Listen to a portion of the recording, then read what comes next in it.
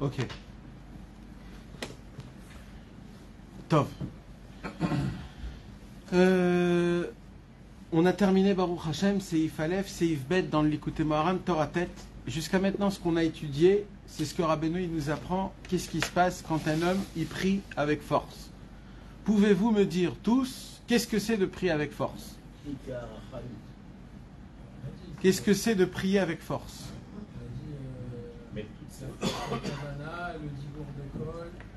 On a commencé déjà, le minimum, c'est d'abord de s'écouter, d'écouter les mots que tu dis de ta bouche. Deuxièmement, de mettre ton attention aux mots, si tu les comprends. Et même si tu les comprends pas, au moins de mettre ton attention dedans. Après, on a rajouté que prière avec force, c'est des fois quand tu n'as pas envie de prier, ou alors quand tu n'as pas envie de prier à la synagogue, ou alors ça demande un mahamat, ça demande un effort quelconque de prier. Si par exemple prier tôt, prier moins tôt, prier tout de suite, prier après. Tout ce que ça réclame une force dans un être humain pour prier, ça s'appelle Tfila Bekoar. Il dit Rabbeinu Akadosh, quand un homme, un juif, il prie Tfila Bekoar, quand un juif, il prie Tfila Bekoar, il met toutes ses forces dans la prière, dans la concentration, dans les mots, en chantant, en frappant des mains, en lisant à voix haute, surtout, on a parlé aussi de la voix haute, de prier à voix haute. Alors grâce à ça, Rabbeinu, il nous a expliqué pendant 9 cours qu'on a fait, tout ce qui se passe quand un juif, il prie avec force. Il fait quoi?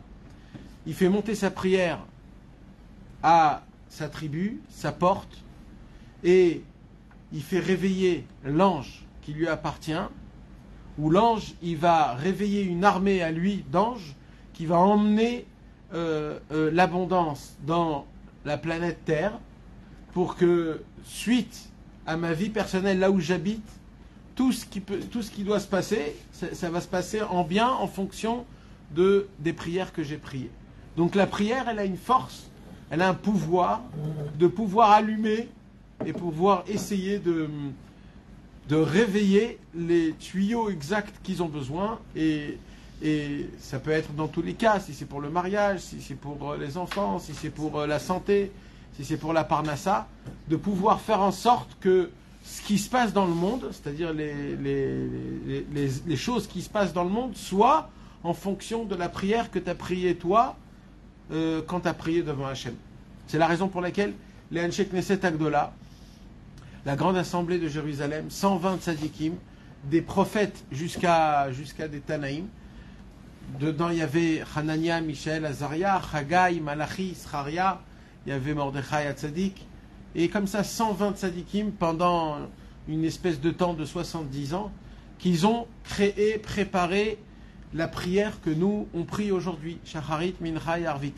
Et ils ont créé ces mots de prière qu'on dit, surtout la Hamida, d'une manière que quand tu dis tous les mots de la Hamida de A jusqu'à Z, tu arrives à alimenter tout ce que un homme il a besoin dans toute sa vie en fonction du jour en jour, que pas que pour lui, aussi pour le monde en entier. On a vu que si on enlève les trois premières demandes de la Hamida et les 3 dernières qui sont des demandes, qui sont des louanges à Hachem, si tu regardes que les demandes, il y a exactement 12 demandes. Les 12 de la Hamida, les 12, ça commence de Atachonen la Adamdat, etc., etc. Eh bien, ils sont en fonction des 12 tribus, des 12 portes du ciel de la prière, et de tout ce qu'il y a autour pour qu'un juif, quand il prie, il puisse alimenter tout ce qu'il y a à alimenter dans le monde pour que le monde puisse se conduire comme il faut, de manière qu'il soit équilibré. Ça, c'est quand un homme y prie avec force. Bien sûr, la prière, elle n'est pas aussi que Shacharit Mincha Arvit, c'est aussi la prière qu'un homme y prie devant son Créateur, quand il parle ses propres mots à lui, quand il fait des demandes, quand il fait des louanges, quand il remercie, quand il raconte même des choses stam, s'il dit stam, des mots, même tout ça, alors on arrive à alimenter tout ce qu'un homme il a besoin dans sa propre vie, et en plus de cela, même tout son entourage, tout son pays et toute la terre, s'il a le mérite. Comme on l'a vu chez des tzadikim spéciales, qu'eux, ils arrivaient à alimenter tout le monde en entier grâce à leur prière. Même qu'eux, ça leur suffisait juste de manger un peu de pain et de l'eau, Et eux, ils arrivaient à alimenter le monde en entier grâce à leurs prières. Et de là, Rabbeinu, il vient, il nous apprend, il nous dit, toute la vitalité qui existe dans le monde, elle dépend de la prière d'un être humain quand il prie devant Hachem. Voilà. Ça, c'est quand un homme, il prie avec force, quand un homme, il se bat pour prier. Ça veut dire quoi, prier avec force? Alors, je suis obligé de terminer et d'expliquer ce point. Prier avec force, c'est de se battre. C'est de se battre. C'est de comprendre que prier, c'est pas tu t'assois et tu vas commencer à lire. C'est pas ça. C'est aussi ça, mais c'est pas que ça. Prier, c'est un combat. C'est un combat. Tu te cindres. Rabbeinu, toujours quand il parle de la prière, il te dit Mi sherotze lachgor motnav. Celui qui veut se cindre. Celui qui veut se préparer à un combat. Alors tu prends ton revolver, tu mets des munitions, tu mets un bouclier, c'est un combat. Prier, c'est un combat. Il y a un livre dans la Torah qui s'appelle le Sha'arei Ora. Le Sha'arei Ora, c'est un livre d'un très grand tzaddik en Italie qu'il a écrit, il s'appelait Rabbi Yosef Jakitalia. Et lui, il a écrit un livre que le Hari HaKadosh, il a dit, c'est le livre essentiel à étudier pour celui qui veut comprendre un petit peu les sphères et les mondes un peu kabbalistes. C'est ça le livre, c'est avec ce livre-là qu'on commence à étudier. Il s'appelle Sha'arei Ora. Il y a 10 paragraphes, et les 10 paragraphes, ils sont par rapport aux 10 sphirotes. Et là-bas, ce livre-là, il donne l'explication de tous les noms d'Hachem. Et il dit, pourquoi je donne une explication de tous les noms d'Hachem? Il dit, parce que quand un homme, il prie, il doit savoir où il doit envoyer sa prière. Avec quel nom de Dieu je dois employer ma prière? Vous voyez, des fois dans la Torah, des fois il y a écrit le nom d'Hachem Elohim, des fois il y a écrit le nom d'Hachem Adnout, et des fois il y a écrit le nom d'Hachem Shaddai, des fois il y a écrit le nom d'Hachem Ekié, des fois il y a écrit le nom d'Hachem Yudke Vavke. Alors c'est quoi exactement? Qu'est-ce qui se passe? C'est quoi l'explication? Juste comme ça, c'est quand c'est beau, alors on met un mot comme ça, quand c'est beau, mais non. C'est qu'il y a chaque nom d'Hachem, il a une adresse. C'est une adresse spéciale. Il y a des noms qui sont plus dans la bonté, il y en a plus dans la rigueur, il y en a plus, c'est dans le combat, il y en a plus, c'est des noms de Géoula. Et en fonction de ta demande, comme ça, tu emploies le nom d'Hachem et il explique dans la Torah comment on voit pourquoi il y a écrit des fois Yudke Vavke, pourquoi il y a écrit Elohim, pourquoi il y a écrit Shakai, pourquoi il y a écrit Ekié, pourquoi, etc., etc., Hachem Tsevaot, etc., etc. Et là-bas, au tout début, il faut ouvrir le Sha'ar Aleph de Sha'arei Ora. Et là-bas, il donne une vision de la prière. Et là, il dit quelque chose d'exceptionnel. Il dit, le Sha'arei Ora, vous savez, quand des fois vous allez dans un chouk, un marché, où il y a une fois par semaine le marché où tout le monde fait ses achats pour toute la semaine. Alors imaginez-vous à l'époque où il n'y avait pas de magasin, il n'y avait pas de macolette, il n'y avait pas... À l'époque, tout le monde venait au marché, tout le monde qui voulait manger pendant la semaine, il était obligé de venir au marché et de s'acheter de quoi manger, de quoi faire ce qu'il faut faire. C'était pas que le manger, c'était aussi des habits, c'était aussi des bricoles, c'était aussi des besoins qui étaient autres que... C'était des besoins de vie qu'on avait besoin. Il dit, et qu'est-ce qui se passe dans un marché? Dans un marché, des fois, déjà, il y a beaucoup... Aujourd'hui, c'est la même chose. Hein? Alors oui, mais aujourd'hui, la différence, c'est que c'est pas toujours rempli dans les marchés. C'est-à-dire aujourd'hui, on va dire encore, tu peux marcher normalement. D'accord? Imagine-toi, maintenant, il n'y a pas de macolette, il n'y a rien. Et il y a une fois par semaine où tout le monde doit venir acheter là-bas. Donc imagine-toi, il dit d'abord le bruit. Il dit le Sha'arei Ora. Le bruit de qui? Des vendeurs. 3 pour 10, qui vient, qui venait, etc. Ça n'arrête pas partout, ça brûle. De tous les côtés, on entend déjà le bruit des vendeurs. Après, il dit il y a le bruit des acheteurs. Les acheteurs, ils ne sont pas d'accord d'acheter à un prix spécial, donc ils essayent de négocier le prix. Peut-être comme ça, peut-être je te donne ça, peut-être. Donc il y a un bruit des vendeurs, il y a un bruit des acheteurs. Donc c'est déjà quelque chose déjà. Il dit maintenant, imagine-toi la quantité de monde qu'il y a. C'est-à-dire quand tu rentres, tu dis oulala, Et si eux, ils vont terminer la viande que j'ai besoin, et si lui va terminer les bananes que je vais... Donc tu rentres dans une pression de vite, il faut que je rentre, il faut que je fasse mon truc. Il n'y a pas le temps de rigoler, de dire ah c'est beau, ah c'est bon. Non, t'as pas le temps. C'est un combat, ça veut dire tu rentres, tu sais ce que tu dois acheter, tu sais ce que tu dois prendre et tu dois le faire vite et bien comme il faut. Il dit maintenant, quand tu as acheté ce qu'il faut, tu as des sacs. Et quand tu as des sacs, comme c'est rempli, alors automatiquement, on se frotte l'un avec l'autre. Et là, il y a un problème, parce que les sacs, ça embête les gens à marcher. Tu as des caddies, tu as des agalotes, des choses comme ça. Donc, ça embête les gens. Alors, les gens, ils s'énervent contre toi, et toi, tu as honte des gens. Donc, il y a une pression qui est énorme, il dit. Il dit, et ça, c'est que dans le marché. Parce que tu n'es pas encore arrivé chez toi. Après, il faut arriver chez toi. Et normalement, le marché, c'est pas toujours là où il y a... C'est là où il y a du passage. C'est pas là où on habite. Là où on habite, c'est plutôt dans un peu plus éloigné. Donc, il faut prendre tout ça, etc. Et il dit maintenant, dans le chemin, hein, quand tu retournes chez toi à la maison, il y a des gens qui viennent pour le marché. Et ils te posent des questions. Et ils te disent, qu'est-ce que tu as acheté? Ah, pourquoi tu as acheté ces bananes-là? Il fallait acheter des autres bananes. C'est les autres, regarde au fond, va au fond. Lui, il a des bananes. Et là tu es là, tu dis, purée, je vais m'acheter des bananes. Ils sont trop vertes et il paraît qu'il y a des bananes jaunes. Purée, pourquoi je ne suis pas allé? Alors tu te dis, est-ce que je retourne, je vais racheter, j'attends pas? Maintenant, il n'y en a pas que un, il y en a 10. Parce que quand tu continues encore un petit peu, et un, il va te dire, mais non, il faut aller là-bas, la viande, c'est là-bas qu'il faut acheter. Et l'autre, il va dire, non, mais... Et tout le chemin, il y a des gens qui vont te dire, t'as fait mal ton achat, il fallait attendre, il fallait prendre ça, et ça c'est lui, et ça c'est lui, etc., etc. Jusqu'à que tu rentres chez toi, et quand tu rentres chez toi, en fin de compte, t'es pas content de ce que tu as acheté. Il dit, le Sha'arei Orah, sachez une chose, si on aurait les yeux pour voir comment ça se passe, comment nos prières arrivent à leur destination, on aurait très peur. Il dit, il faut savoir qu'il y a des milliers de tfilotes qui attendent qu'on leur ouvre la porte. Des milliers. Et ils se battent, hein. Ils sont pas là, ils te disent, Bechavod, rentre en premier. Pas du tout. Eux, ils se disent, écoute, on est là, ça fait 30 ans. 30 ans, j'ai prié une prière, elle n'est pas encore rentrée, tu crois que je vais t'attendre? Après, il dit, c'est comme un chouk, où tout le monde se bat pour sa place, tout le monde veut rentrer à sa place. Maintenant, il y a des prières qui sont plus avec Kavana, il y a des prières avec moins de concentration, il y a des prières où tu sais ce que tu dis, il y a des prières que tu bâcles, il y a des prières que tu lis, mais pas d'après la halacha, et maintenant, il y a des prières minyan, sans minyan, il y a des prières... avec le temps, le honnête, avant le net, après le Zman Kriyat Shema Rishon, après le deuxième Kriyat Shema, après le Zman Tfila, après le Zman de Chatzot Hayom. C'est-à-dire, tout monte, mais il y a dans le ciel une armée énorme. Et il dit, et celui qui regarde ce qui se passe, il est obligé de se dire, on ne pourra jamais faire un ordre dans tout ce qui se passe ici. Parce que là, c'est énorme, parce qu'il dit, maintenant, ça c'est dans le bon côté. Il dit, mais ce que vous ne savez pas, c'est qu'il y a des clipotes aussi. C'est quoi les clipotes?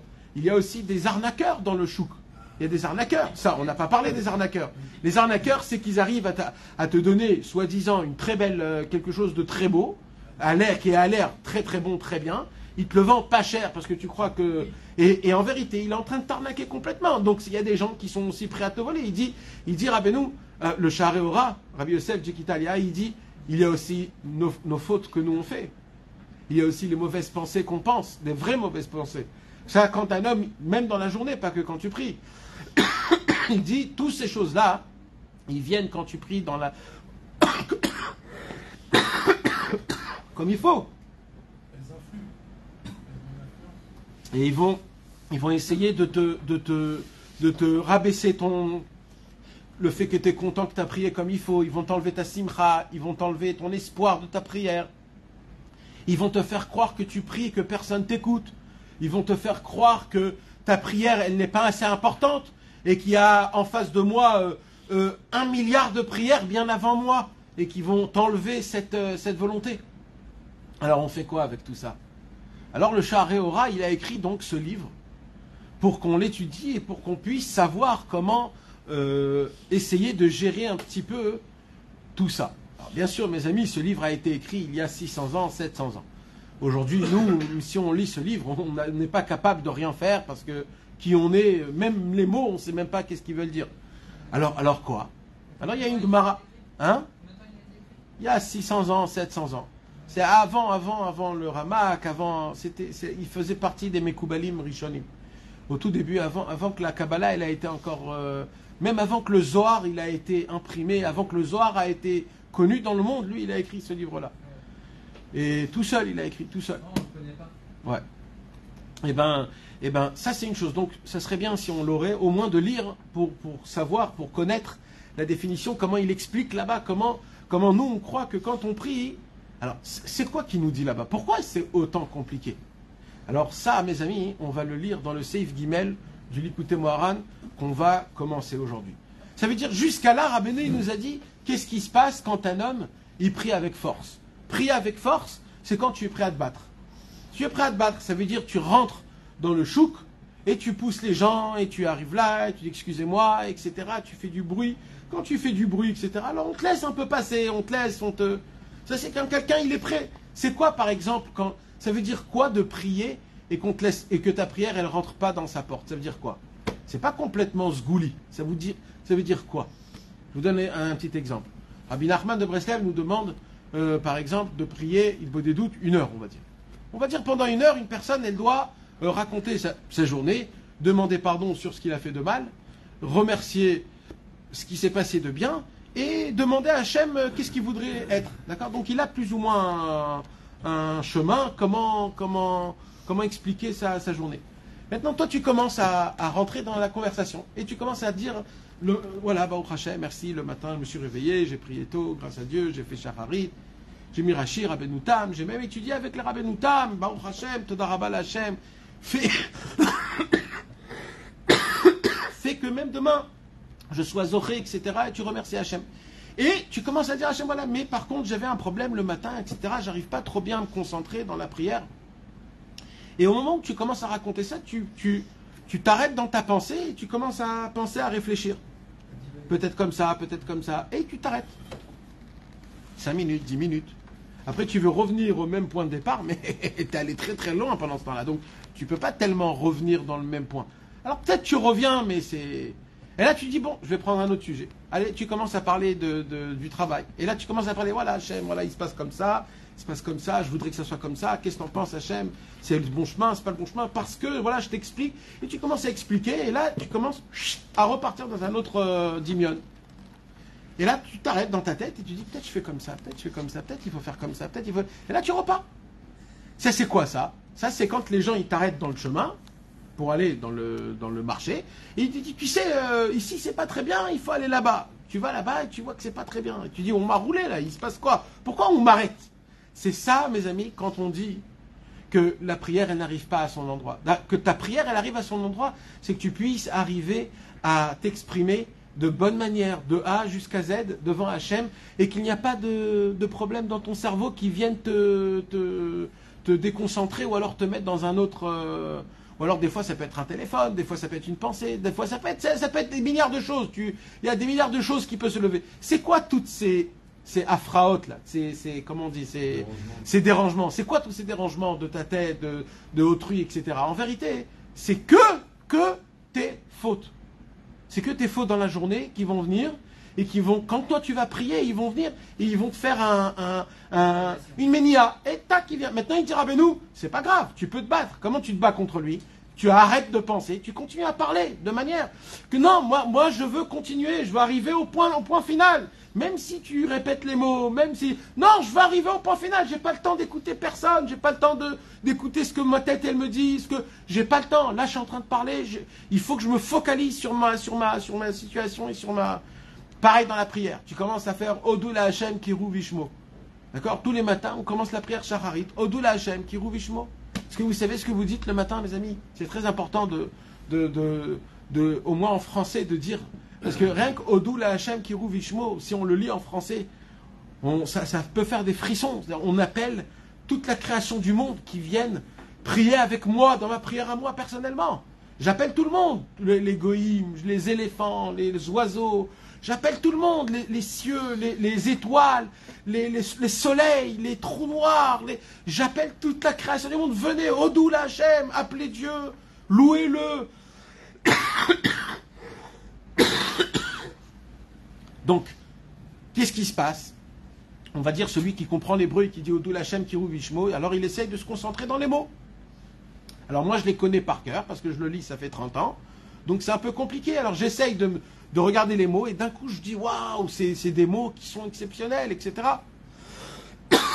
Et là, en 5-7, je commence à partir. Voilà. Tout de suite, je pense à quelque chose d'autre, je pense à un autre truc, je dévie complètement. Vite, je me ramène. Alors, pendant que je dévie, je dis un paquet de mots, parce que ça se fait très vite, et les mots, je les connais, comme je suis habitué, donc je continue. Mizmor Shechanouka Tabai, Taromimcha Adonai Kidilitani, vite, vite. Et d'un coup, quand je dois me lever, Hachem Elech, Hachem Alach, là, mon cerveau, il revient, là, d'un coup. Ah, qu'est-ce qui se passe? Je me suis levé. Ah, ok. Donc là, tu te remets à... Il dit, Rabbeinu, c'est quoi tout ça? C'est ça, quand on te dit que Tfila Bekor, c'est quoi Tfila Bekor? C'est de prendre, c'est comme Rabbeinu, il a dit. Il a donné un exemple, mamash, exact. C'est comme un cheval. La pensée, c'est comme un cheval. Un cheval, il a besoin, très important, de savoir qu'il y a comment ça s'appelle le monsieur? Un cavalier. Il est obligé de ressentir qu'il a un cavalier. Le cheval lui-même, il ne se sent pas bien quand il n'y a pas de cavalier parce qu'on ne lui dit pas où il faut aller. Donc la première chose, le monsieur il dit, quand tu montes dans le cheval, montre que c'est toi le cavalier. Comment tu montres que c'est toi le cavalier? Prends les rênes et tire-le fort, montre qu'il y a un cavalier. S'il veut aller à droite, tu le remets à gauche. S'il veut aller à gauche, tu le remets à droite, tu montres. Et là, d'un coup, le cheval, il est mouchma. Le cheval, il dit, bon, j'ai un cavalier, il y a quelqu'un qui me conduit, c'est lui que je dois écouter. Il dit, Rabbeinu, c'est comme ça la pensée. La pensée, elle veut aller à droite, à gauche tout le temps. Tout le temps, elle ne veut pas s'arrêter nulle part, elle veut aller à droite, à gauche. Si toi, tu sais pas, tu ne te conditionnes pas dans ton cerveau d'attacher et de prendre ta pensée et de la tenir la plus forte possible dans ce que tu fais, ta pensée, elle va aller dans tous les côtés. Maintenant, ça, mes amis, alors peut-être c'est dur toute une prière, mais Rabbeinu, il dit, on commence par un morceau de la prière. Par exemple, tu te dis, voilà, dès demain, le Baruch Shehamar, je vais le dire à 100%.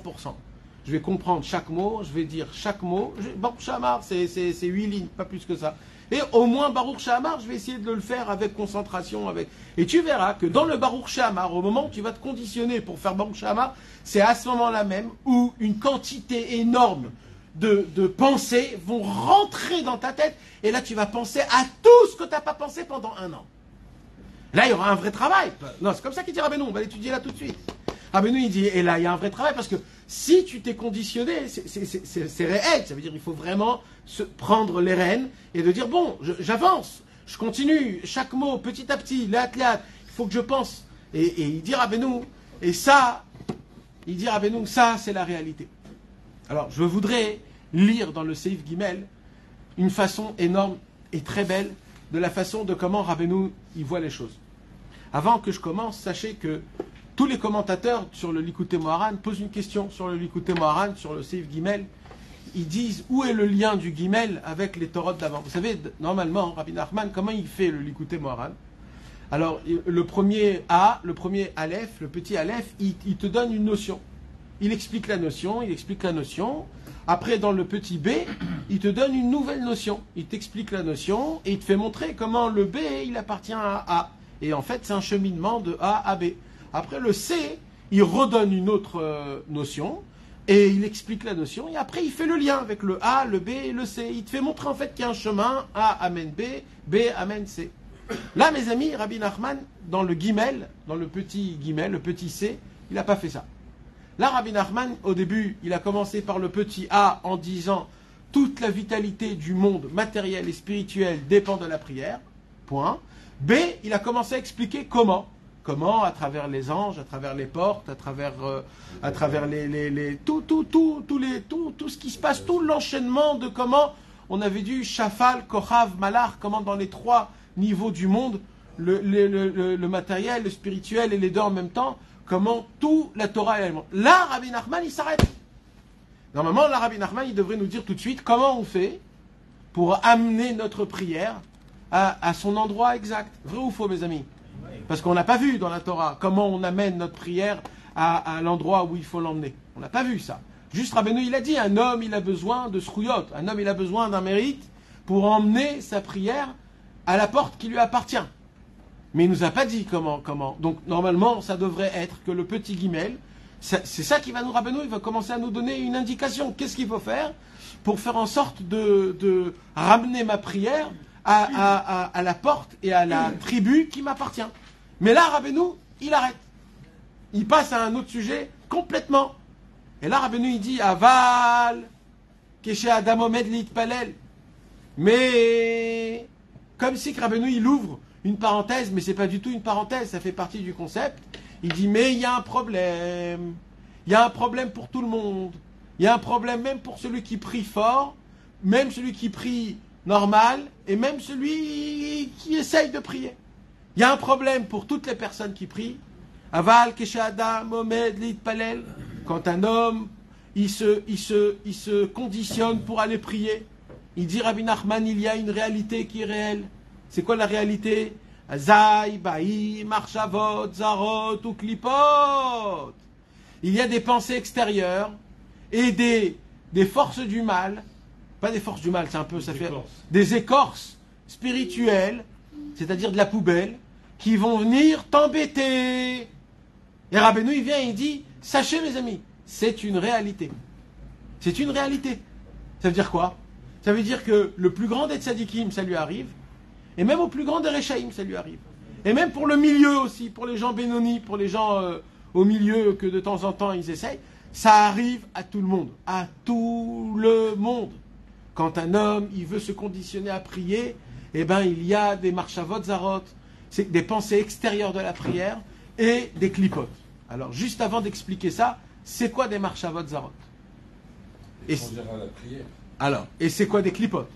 Alors pour cela, mes amis, qu'est-ce qu'il faut faire quand on veut savoir des fois le Likutei Moharan, quand Rabbeinu il donne des mots qui sont un peu généraux, comment on peut les faire descendre un petit peu à notre niveau? Alors il faut ouvrir le Etzot Mevoharot. Alors on va ouvrir le Etzot Mevoharot, le conseil qui appartient à cette Torah-là même, et on va voir comment lui il explique ce qu'on a lu. C'est quoi des Marchavot Zarot et c'est quoi des Klipot? Alors, dans le Etzot Mevoharot, dans le thème Tfila, numéro 18, Rabbi Shimshon Barski dit comme ça, je vais lire et je vais traduire. Ka'asher Adam Omed Litpalel, quand un homme se conditionne pour prier, comme ce qu'on a lu ici tout à l'heure, Ba'ot le mocho marchavot zarot. Alors il vient sur sa tête, il vient en lui des pensées extérieures. Haïnu, c'est quoi des pensées extérieures? Haïnu, c'est-à-dire marchavot she'enan sheyachot la tfila. Des pensées qui ne touchent pas la prière. Ah bon? Comme quoi? Kegon, comme par exemple, marchavot mimasaou matan, des pensées de travail. Vekayotse, etc. Veafilu, même marchavot bedivre Torah. Même des pensées de Torah. Tu te rappelles un chidouche de Torah, la paracha de la semaine? Tu peux te dire qu'est-ce qu'il y a? C'est des pensées de Torah, ma baya. Des fois, il y a je peux avoir, des fois, on se rappelle d'un chidouche, on se rappelle d'un truc. Il dit non, quand tu fais la tfila, c'est la tfila. Il y a un temps pour la Torah, il y a un temps pour la tfila. Quand tu fais la tfila, c'est que la tfila. Il dit Rabbi Shimshon Barski, otam. Si on continue à prolonger ma pensée, ça veut dire quand il y a une pensée qui rentre comme ça, c'est pas très grave. C'est normal. La tête, elle va à droite, à gauche, je dois juste le ramener à sa place. Mais quand la pensée, elle part à droite, et toi, tu restes à droite, tu vas dans ton idée, il dit, otan, si on continue à les penser, be'et atfila, au moment de la prière, aregam hen, begeder marchavot zarot. Même eux, ils sont appelés des marchavot zarot. Donc les marchavot zarot, c'est pas une pensée interdite. On pourrait se dire c'est une pensée interdite. Non, c'est en fait une pensée qui est zar, étranger. Exactement, étranger à la tfila. Au mot de la tfila. Exactement. Que tu dis au moment. Ouais, ça veut dire même si par exemple tu dis Modéani et tu penses à Baruch Shahamar, il y a un problème. C'est une marchava zara, t'es pas dans le même endroit. Pense à Modéani, voilà, je suis là, c'est ça les mots. Je dois pas. Donc marchava zara, encore une fois, c'est au moment où c'est extérieur à la prière que tu mènes quand tu pries ta prière, quand tu pries. Ça peut être Shacharit Mincha Arvit, ça peut être dans ton Hitbodedut, ça peut être dans les Tehilim, dans le Likutei Tfilot. C'est pareil pour le Likutei Tfilot, mes amis. C'est exactement pareil, ça ne change pas. Il dit Rabbi Nachman pourquoi? Où il est le problème de penser une pensée de Torah ou de Tfila dans la prière quand c'est pas son moment? Où il est le problème? La Maïsh Baya. Un jour, je me rappelle quand j'étais jeune, j'ai étudié dans une yeshiva qui n'était pas... où là-bas il y avait c'était une yeshiva Breslev, mais les rabbanim, c'était pas des Breslev. Ceux qu'ils enseignaient, c'était pas des Breslev. Il y en avait un Yerushalmi, et il est venu comme ça, et il m'a dit, j'ai eu un chidouche atsum en plein milieu de la Hamida. Comme ça, il m'a dit. Alors il m'a dit, dis-moi, qu'est-ce qu'il dit Rabbi Nachman quand on a un chidouche atsum comme ça en plein milieu de la Hamida? Peut-être c'est un roi Hakodesh, peut-être c'est de la Gdusha, etc. Et moi j'étais jeune à l'époque, je ne savais pas trop. Je dis, je sais pas, je vais essayer de chercher. Et j'ai ouvert le Likutei Etzot, j'ai pas trouvé. J'ai ouvert le Etzot Mevoharot, et j'ai lu, je suis tombé jusqu'ici. Seif Yutret. Et là je lui dis, regarde, non pas que c'est du roi Hakodesh, c'est une marche à Vazara. Une marche à Vazara. Nous, on croit que non, c'est un grand truc, etc. etc. C'est une marche à Vazara. Parce qu'il faut savoir que chaque chose en son temps, il y a une place pour chaque chose. La prière, quand tu es dans la prière c'est un zivoug, mes amis. Vous vous rappelez qu'on a étudié que la prière c'est un zivoug. Et dans le zivoug, quand il y a un lien conjugal, un homme avec une femme, la halakha, elle nous apprend que c'est très très grave s'il y a autrui. C'est très très grave. Personne ne doit savoir quand tu es avec ta femme. Personne au monde. C'est pour ça qu'il faut fermer les volets. Il faut pas que ça soit dans la journée. Il faut que personne ne le sache. Il faut pas entendre des gens. S'il y a des gens dehors, alors il faut pas être ensemble parce que ça peut créer une pensée. Tu penses à quelqu'un d'autre. Quand un homme il est avec sa femme et que la femme il est avec l'homme, la seule pensée qu'on doit avoir c'est elle et moi. Rien d'autre. C'est ça le zivou. C'est ça le cheder haïchoud. C'est quoi le cheder haïchoud après le mariage? C'est l'union entre l'homme et la femme et on ferme la porte, on ferme la clé et il n'y a aucun afra, c'est-à-dire aucun personne qui va te déranger dans ton zivoug et dans ton inyan. C'est pareil la prière. La prière quand tu es en face de Dieu, alors tu dois être en face de Dieu à 100%. Ça veut dire que ça doit être toi et Hachem et c'est tout. Il n'y a rien d'autre. Il y a rien d'autre. Il dit ici qui haine mes balbelot et ta date. Elle te trouble ton cerveau. Ou mechamatzot, et à cause des pensées qui sont autres de la prière, et no yachol lakshiv les tevot atfila. Il ne peut pas entendre les mots de la prière. Ça veut dire là, il a pris le niveau le plus bas de la kavana de la tfila. C'est quoi le niveau le plus bas de la kavana de la tfila? C'est juste d'écouter les mots que tu sors de ta bouche. C'est-à-dire moi, ce que je te dis, c'est juste que tu t'entends. Même quand tu as une pensée qui est autre de la prière, même t'entendre, tu n'arrives pas. Et il dit, là, Rabbi Shimshon aussi, il commence à dire, ou bifra, tu as plus forte raison. Quand on commence à parler des pensées interdites, là, j'en parle même pas. Quand, par exemple, un homme, il pense à des pensées, chas v'shalom, de débauche, ou alors des pensées d'arnaque, ou alors des pensées de mensonge, ou des choses comme ça dans ta prière, là, on n'en parle même pas de qu'est-ce que ça te fait. Imaginez-vous, c'est comme si quelqu'un, il va faire ses achats au marché, et il y a un monsieur qui dit, écoute frérot, aujourd'hui, il faut pas acheter. Reviens la semaine prochaine et achète la semaine prochaine. Et lui, il fait demi-tour et il repart chez lui. C'est mamage ça. C'est-à-dire ça t'enlève complètement de ta situation. Alors, mes amis, donc, ça, je le lis pas complètement, c'est juste le commencement pour savoir de quoi on parle. Et ça, il faudrait que vous le lisez, Bezrat Hashem, dans le Etzot Mevoharot, numéro 18 de Tfila. Donc, ce qu'il nous dit ici, Rabbi Nachman, quoi qu'il se passe, eh ben, il y a, quand un homme, il veut prier, il va tout de suite se retrouver devant une armée de pensées ou alors d'écorces spirituelles qui vont venir t'embêter dans ta prière, quoi que ce soit la prière que tu vas prier. Pourquoi ils vont faire ça? Parce qu'ils savent comment le juif, chaque mot qui sort de sa bouche, quel impact il a dans le ciel quand il prie. Ils savent très très bien. Et ils savent qu'on a la possibilité de s'amener, de se donner énormément de vitalité dans tous les domaines. Et les forces du mal, ils ont de la force à venir t'embêter quand toi tu leur donnes de la force en ayant des pensées mauvaises pendant la journée, ou alors quand tu fais des petites fautes dans la journée. En fait, c'est quoi ces petites fautes que tu fais dans la journée? Quand tu fais pas Maïma Haronim, quand tu te laves pas les mains Netilat Yadayim comme il faut, quand tu fais pas Shariat Tsar comme il faut, quand tu as mangé du mésonote et tu fais pas la Mechia, des petites avérotes que ça nous arrive dans tous les jours. Qu'est-ce qui se passe? Ça fait quoi quand on les fait pas? Ça donne de la force aux mauvaises pensées qui vont venir en force. Quand toi tu vas prier, ils vont venir en force. C'est qui a donné ces forces-là? C'est toi. Toi, en te conduisant pas comme il faut dans la journée, chacun comme il sait. Bien sûr, si c'est des très grandes fautes, alors c'est très grave. Rabbeinu, il dit dans la Torah numéro 50, il dit quand un homme, il est pogem dans le brit, quand un homme, il tombe dans le brit, Chas v'Shalom, quand il faute dans le brit, une vraie faute, Chas v'Shalom, eh ben, tellement ça endommage la prière qu'on lui enlève la prière de sa bouche. On lui enlève. Il ne peut même pas prier. Alors on fait quoi alors? Quand même, c'est-à-dire la seule solution unique et essentielle que Rabbeinu nous donne, c'est la prière. C'est le conseil unique qui va avec tous les autres conseils. Prier. Tu t'imagines, si Chas v'Shalom, on me dit, du ciel on t'enlève la prière, alors il faut faire quoi? Alors Rabbeinu, il dit dans Ishtaprut HaNefesh, il dit, il y a des moments où des fois, il faut crier. Quand tu ne peux pas parler, alors il faut crier. Et quand même crier, tu n'arrives pas, il dit, Rabbeinu, qu'est-ce qu'il faut faire? On a étudié ça dans la Torah Vav. Eh bien, des fois, il faut se taire. Ne'elamti doumiya. Ne'elamti. Je deviens un ilem. Ilem, c'est un sourd. Il y a aussi un travail comme ça, des fois. Un muet, pardon. Il y a aussi un travail comme ça, que des fois, tu te prépares, tu te conditionnes à prier avec Hachem et à expliquer tes problèmes, etc. Et tu vois que ça ne démarre pas. Tu essayes, tu t'efforces, ça démarre pas. Tu essayes de commencer. Tu veux faire des télim, tu veux faire du likuté de filote, tu rates un jour, un autre jour. Ça fonctionne pas, makorepo. Là, il dira, Rabbeinu, sache une chose, que tu es du niveau d'un animal. Un animal, il peut pas parler.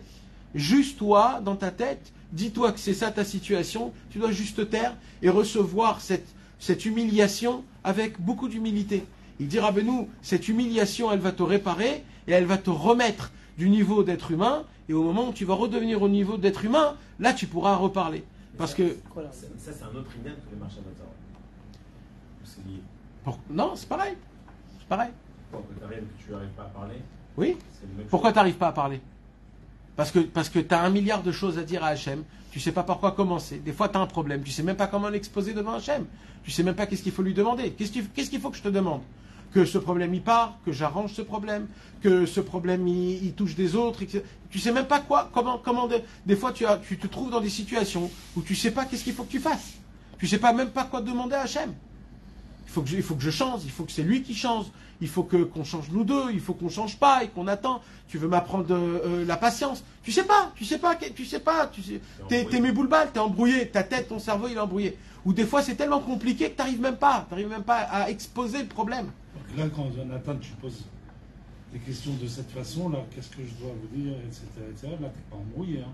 Là, non. Là, tu étais lucide qu'il n'y a que de cette façon que Hachem, il va me donner la route pour pouvoir prier dans cette chose-là, etc. Exact. Des fois, tu veux parler du problème, tu es là, tu réfléchis, tu regardes la montre et il y a 20 minutes qui est passé. Tu te dis, mais c'est pas possible. Et là, tu dis 20 minutes est passé, je fais quoi? Ça veut dire, ça t'enlève l'envie de commencer à parler. Tu dis, bon, Hachem, je sais pas quoi te dire. Voilà, je suis là, je suis brisé, je suis cassé, j'ai envie de te parler, j'arrive même pas. Alors, il dira, Rabbeinu, c'est pas grave. C'est un chemin. C'est pas que t'es mauvais ou que t'es naze. Non, c'est une situation que ça arrive, que malheureusement, on tombe du niveau d'être humain au niveau animal et j'ai pas la possibilité de m'exprimer. Du niveau minéral.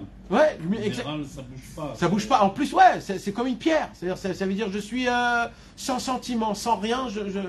Alors il dit Rabbeinu, il faut se taire. Il faut se taire. Et tu verras, il dit Rabbeinu, que après que tu reçois ça, après que tu le reçois dans ta tête, dans ton cerveau, tu dis pardon Hachem, voilà, je suis un animal, je peux rien faire. Je peux que crier comme un animal, je peux aboyer. Je peux qu'aboyer comme un chien. C'est comme aboyer. C'est que ça que je peux. Eh ben, mes amis, c'est ça. Vous allez voir que petit à petit, on sort de cette situation et. C'est le même conseil quand tu as des marches à votre zarot dans la tefila de terre. Non, quand tu as des marches à votre zarot dans la prière, là, on parle d'une autre chose. Là, on parle. Rabbeinu, il dit comme ça. Rabbeinu, il dit quand un homme, il se occasionne pour prier, il se tient pour prier, c'est-à-dire il se conditionne, il se prépare, si c'est le matin, l'après-midi, le soir, ou alors dans l'Idbo des doutes, l'écouter de filote, Téhilim, etc. Tu te conditionnes, tu mets le livre, etc. et tu commences à lire. Alors au début, tu peux lire et tu rentres dedans. Surtout le l'écouter de filote, c'est facile à lire. Tu rentres dans les mots te prennent et tu rentres dedans et c'est facile et tu peux rester concentré 1 demi-heure, 40 minutes, tu peux rester concentré. C'est facile, ça te parle. Tu sens que il y a écrit des mots que ça te parle et tu as envie de les dire et tu sais pas comment les dire. Mais Rabbi Nathan, il sait comment les dire, alors tu te sens mamache dedans. Quand tu lis des Teilim, des fois en français, alors tu sens que tu as envie de dire ces mots, tu emploies ces mots et tu dis waouh, je m'attache à ces mots. Mais il y a des fois où tu commences à lire et tu as beau essayer de te concentrer et ton cerveau il va à 100 à l'heure. Ça veut dire, c'est-à-dire pour arrêter un train qui fonce à 600 à l'heure, tu peux pas freiner et ça s'arrête tout de suite. Ça prend des mètres, des kilomètres et des kilomètres avant qu'il s'arrête. C'est-à-dire, le temps pour arrêter tes marches à votre zarot, tu as déjà fini ta prière. Mais mes amis, c'est ce qui nous arrive tous les matins. On se réveille de bon matin, notre cerveau, c'est une Lamborghini. En 3 secondes, tu as 100 à l'heure. Je dois faire ça, ma femme, mes enfants, mon truc, etc. Je dois appeler le truc, et ça fonctionne, ça va très très vite. Tu t'imagines, quand tu viens comme ça, tu vas mettre tes feelings, mais tu peux pas arrêter le cerveau il fonce. Alors, Kadosh Baruch Hu, il dit, ouais, mais ça, on te l'a dit, ça c'est comme ça. Il dit, Rabbeinu, il vient, il dit, mais même un homme qui se conditionne, même un homme qui se prépare, il trouve des duretés pour aller prier. C'est dur de prier. Et tout ce que je vous ai dit depuis qu'on a commencé la prière, vous rappelez-vous bien, je vous ai dit, la chose la plus dure qui existe dans le monde, que nous on croit que c'est la plus facile, mais c'est la plus dure, la Avodat Hashem, la plus dure qui existe dans le monde, c'est de prier. Et là, on commence à toucher, à comprendre pourquoi il dit Rabbeinu, sache une chose, quand un homme il commence à se conditionner à prier, alors il y a plein de mauvaises pensées, des pensées extérieures et des écorces et des forces du mal qui viennent et qui vont venir t'entourer et ils vont te tracasser. Mes amis, je suis médaillek, ils vont pas t'enlever ta prière. Ils peuvent pas arrêter à te faire prier. Ils peuvent pas ça. Ils peuvent que te troubler. C'est tout ce qu'ils peuvent. Ils peuvent que te voler ta pensée 2 secondes. Ils peuvent que t'embêter. Mais ils peuvent pas. C'est-à-dire, si toi, dans ta tête, t'es fermé dans ta tête, que moi, je vais prier, quoi qu'il se passe, je vais me concentrer dans les mots, je vais écouter les mots, alors quand c'est comme ça, même eux, ils peuvent pas t'embêter. Parce que c'est un claque comme ça. C'est décourageant de voir que tu essaies de prier et que tu n'y arrives pas. Qu'à un moment donné, tu peux dire, c'est bon, j'arrête. Quoi. Ouais, ça s'appelle retirer quand même. Tfila Bekoar, c'est ça. Tfila Bekoar, c'est que même si tu as prié une prière, ou depuis le début, tu as essayé de prier comme il faut, et qu'en fin de compte, ils arrivent à Kavé El Adonai Chazak Ve'ametz Libera, et tu dis, on est à la fin de la prière, j'étais partout sauf ici. J'étais à la banque, à l'Arnona, j'étais dans les vacances, j'étais avec ma femme, toute ma tête, elle était pas là. Et là, tu te lèves pour faire Allez-nous les Shabbat. Je dis, purée, j'ai pas prié, je sais même pas comment je suis arrivé. Il dit, Rabbeinu, eh ben, sache une chose, ta prière, elle commence à Allez-nous les Shabbat. Commence à Allez-nous les Shabbat. Parce qu'il dit Rabbeinu, et c'est pas que Rabbeinu qui dit ça, il y a un livre aussi qui s'appelle Or Ameir, sur la Parashat Metzora, si vous pouvez trouver, je sais pas, ça serait bien de le trouver, sur la Parashat Metzora, Or Ameir, il dit là-bas, même si un homme y vit 1000 ans, c'est un Talmid du Baal Shem Tov, les amis, même si un homme y vit 1000 ans et qui prie pendant 1000 ans, cet homme-là, il faut qu'il prie toute sa vie pour qu'il puisse prier une prière réelle qui puisse monter dans le ciel, faire l'impact. Parce que c'est très dur de prier une prière mamache depuis le début jusqu'à la fin, c'est très dur. Alors il dit Rabbeinu, c'est pas un décourage. Comment dire, un découragement? C'est pas un découragement, c'est un encourage. Pourquoi c'est un encourage? Parce que quoi qu'il se passe, ne t'en fais pas. Si dans la prière, il y a plein de trous, ne t'en fais pas, c'est la normalité. Mais, il dit Rabbeinu, mais attrape ce que tu peux attraper. Pourquoi il dit Rabbeinu? Torah 99, Vaetranan el Adonai, Baetei, il est mort. Il dit Rabbeinu. Il dit quoi? Il dit Rabbi Nachman, quand un homme il prie pas avec concentration, sa prière, elle ne peut pas monter jusqu'en haut. Parce qu'on l'embête. On a dit, il y a plein de gens qui vont l'embêter. Alors quoi? Alors il dit Rabbeinu, alors on arrête de prier. Si de base, elle ne monte pas, ça sert à quoi? Non, il dit Rabbeinu, continue à prier, même de cette manière-là. Pourquoi? Il dit parce que au moment où tu vas avoir une concentration dans ta prière, cette prière-là, quand elle va monter, elle va ouvrir la porte à toutes les prières que tu as priées avant. Donc ça se peut qu'une personne, pendant toute sa prière, il n'a pas eu la concentration qu'il faut, mais d'un coup, à Alenu les Shabéach, il s'est dit, oh là là, il faut que je me prenne en main, et Alenu les Shabéach a ouvert la porte pour toute la prière pour qu'elle puisse rentrer. Donc ça vaut la peine, c'est pour ça qu'il dit Rabbeinu, c'est pas un décourage que je vous dis que c'est dur de prier. Mais ce que je vous dis, c'est que si vous aurez arrivé à prier une seule prière, un mot, il dit Rabbeinu, on va l'étudier dans l'écouter moral ici, un mot, un seul mot, avec une vérité, avec une sincérité, avec une concentration comme il faut, un seul mot, ça suffit pour que toutes tes prières y puissent arriver et monter. Bien sûr, on n'a pas parlé du Harenim et Kacher. Quand un juif, il dit Harenim et Kacher et Tatsimi avant de prier, alors bien sûr, ça va dans des autres endroits et ça monte beaucoup plus haut et il y a moins de problèmes il y a beaucoup moins de problèmes. Bien sûr, ça enlève un grand paquet de problèmes. C'est au lieu de rentrer dans le chouk, dans le marché, et que tout le monde... En fait, tu connais un marchand qui est derrière le chouk, il te dit, écoute, je t'ai fait un petit sac, voilà, prends et barre-toi. Maintenant, il faut arriver derrière, c'est juste ça, il faut juste arriver. Mais il t'a déjà préparé le sac. Rabbeinu, il dit, donnez-moi du pierre et du ciment, moi je vais vous construire le royaume. C'est ça qu'il dit Rabbeinu. Il dit, Rabbeinu, juste amenez-moi votre volonté, vos paroles, et votre sincérité. Le reste, moi je m'occupe, juste amenez-moi. C'est pour ça de dire Harenim et Kacher, surtout dans la prière, bien sûr dans la Torah et les mitzvot aussi, mais surtout dans la prière, il y a écrit que dans le Zohar HaKadosh, Torah bête aussi qu'on a étudié, il y a écrit que c'est que le tzaddik qui a la possibilité de prendre les prières et de les amener à l'endroit là où il doit arriver. Donc le Harenim et Kacher, il est pas important, il est crucial. Alors maintenant les amis, permettez-moi de vous lire un Chayei Moharan que jamais on n'aurait pu s'imaginer sur Rabbeinu. Jamais. Jamais. Alors, je vais vous lire le Chayei Moharan numéro 10. Je vais vous lire une parole que Rabbeinu a dit sur lui-même. Vous savez, il y a des gens qui disent « Ouais, dans la Torah, il y a l'histoire de Yehuda et Tamar, comment il est allé avec sa belle-fille. Il y a l'histoire de David Améler, comment il s'est marié avec Abigail, et il y a l'histoire de trucs. Ouais, t'as vu quand même comment c'est, etc. Alors le Ramban, il répond à ça. Le Ramban, il dit, c'est ça la Torah. La beauté de la Torah, c'est qu'elle ne cache pas la vérité. La Torah, elle te dit les choses, comment ils se sont passés. Zemachaya, c'est la Metsiout, c'est... Voilà, ça s'est arrivé.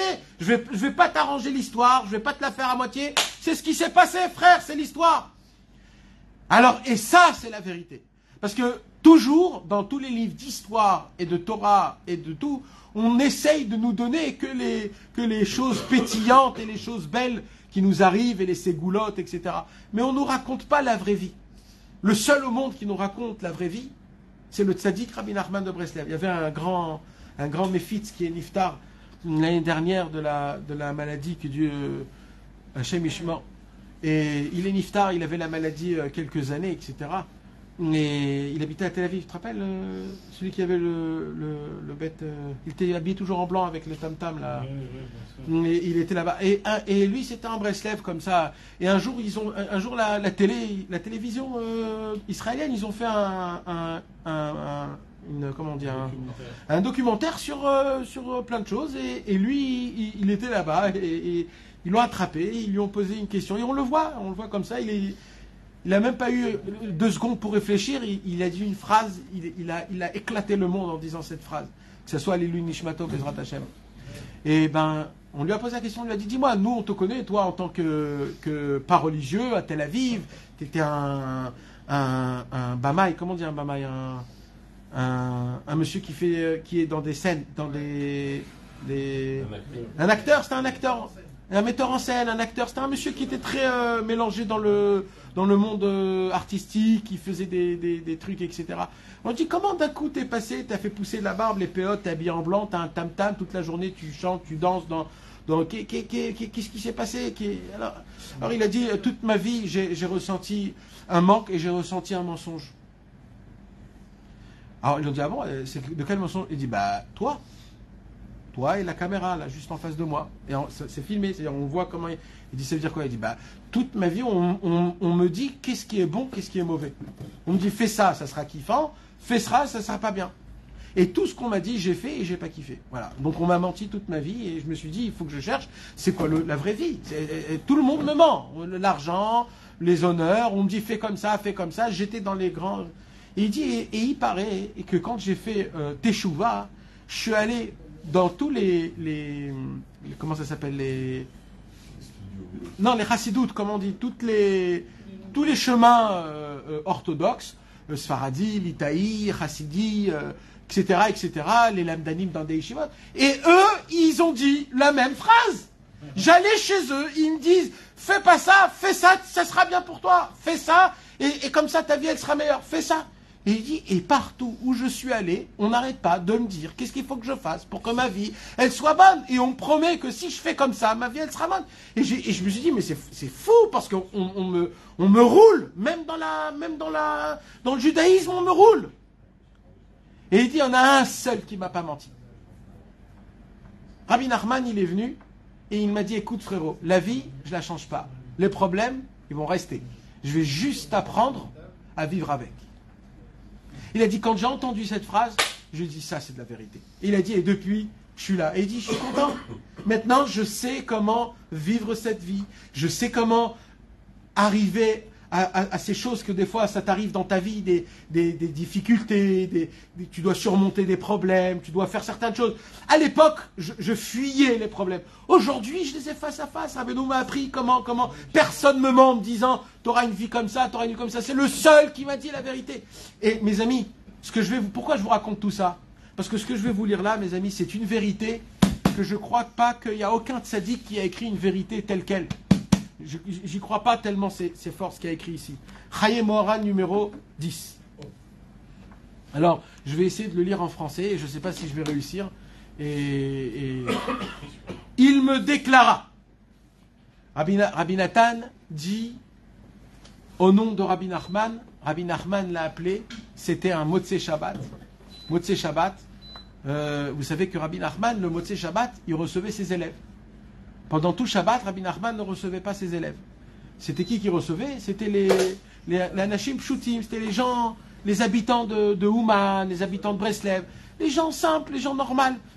Eux, comme ils sont toute la semaine dans le travail, etc., ils n'ont pas le temps d'étudier, etc. Alors, Rabbeinu, il consacrait tout le Shabbat pour eux. Il les invitait le soir, le matin, l'après-midi. Alors c'était quand les élèves de Rabbeinu, ils venaient Motzei Shabbat. C'était pas toujours comme ça, mais en majorité c'était comme ça, ils venaient le Motzei Shabbat. Et jamais Rabbeinu dormait le Motzei Shabbat. Motzei Shabbat, Rabbeinu, le samedi soir, jamais il a dormi. Et c'était comme ça son seder. Et toute la nuit, il parlait avec ses élèves d'Avodat Hashem, du Shabbat et de ce qu'il a dit, etc., avec Rabbi Nathan. Un des samedis soirs, Rabbi Nathan vient dans la maison de Rabbeinu à Kadosh, et là, Rabbeinu, il l'appelle. Il lui dit, assis-toi, j'ai quelque chose à te dire. Il me déclara, ce Shabbat, j'ai beaucoup pleuré. On a le droit de pleurer Shabbat? On n'a pas le droit de pleurer Shabbat. C'est pas déconseillé, c'est interdit. Interdit. Ilchot Shabbat dans le Shulchan Aruch, interdit de pleurer Shabbat, interdit. On n'a pas le droit. Shabbat, il faut être besimcha, il faut être bien, il faut penser que au bien. Et là, il s'est arrivé quelque chose de très grave à Rabbeinu. C'est quoi? C'est que Shabbat, il a pleuré. Il a dit, j'ai beaucoup pleuré devant Dieu, béni soit-il. J'ai pas pleuré de moi avec moi-même. J'ai pleuré devant Dieu. En disant, il parlait avec Hachem. Là, Rabbeinu, mes amis, il est en train de raconter à Rabbi Nathan l'idbo des doutes qu'il a eu ce matin avec Hachem. Regarde, imagine-toi où Rabbeinu il m'emmène. Dans quel monde il m'emmène? Ça veut dire, normalement, c'est hyper intime. Ça veut dire, là, Rabbi Nathan, il dit, viens avec moi, je vais t'emmener dans les plus abîmes de mes mondes, je vais t'emmener avec moi, je vais te raconter quelque chose. J'ai beaucoup pleuré devant toi, devant Dieu, béni soit-il, en lui disant, pourquoi, pour chaque chose que je dois entreprendre, suis-je obligé de l'accomplir avec abnégation? C'est comme ça qu'on dit, abnégation? Abnégation, c'est-à-dire quoi, abnégation? C'est-à-dire que chaque chose qu'il doit réaliser dans le service de Dieu lui pèse énormément. Et il ne peut pas l'accomplir si ce n'est dans un réel abnégation. Est-ce que vous comprenez ce qu'il y a écrit là? Mais Mais c'est votre nefesh. Mais oui, mais il faut sauter là, mes amis. Il faut sauter, il faut casser le plafond. Rabbeinu, il dit, je ne comprends pas.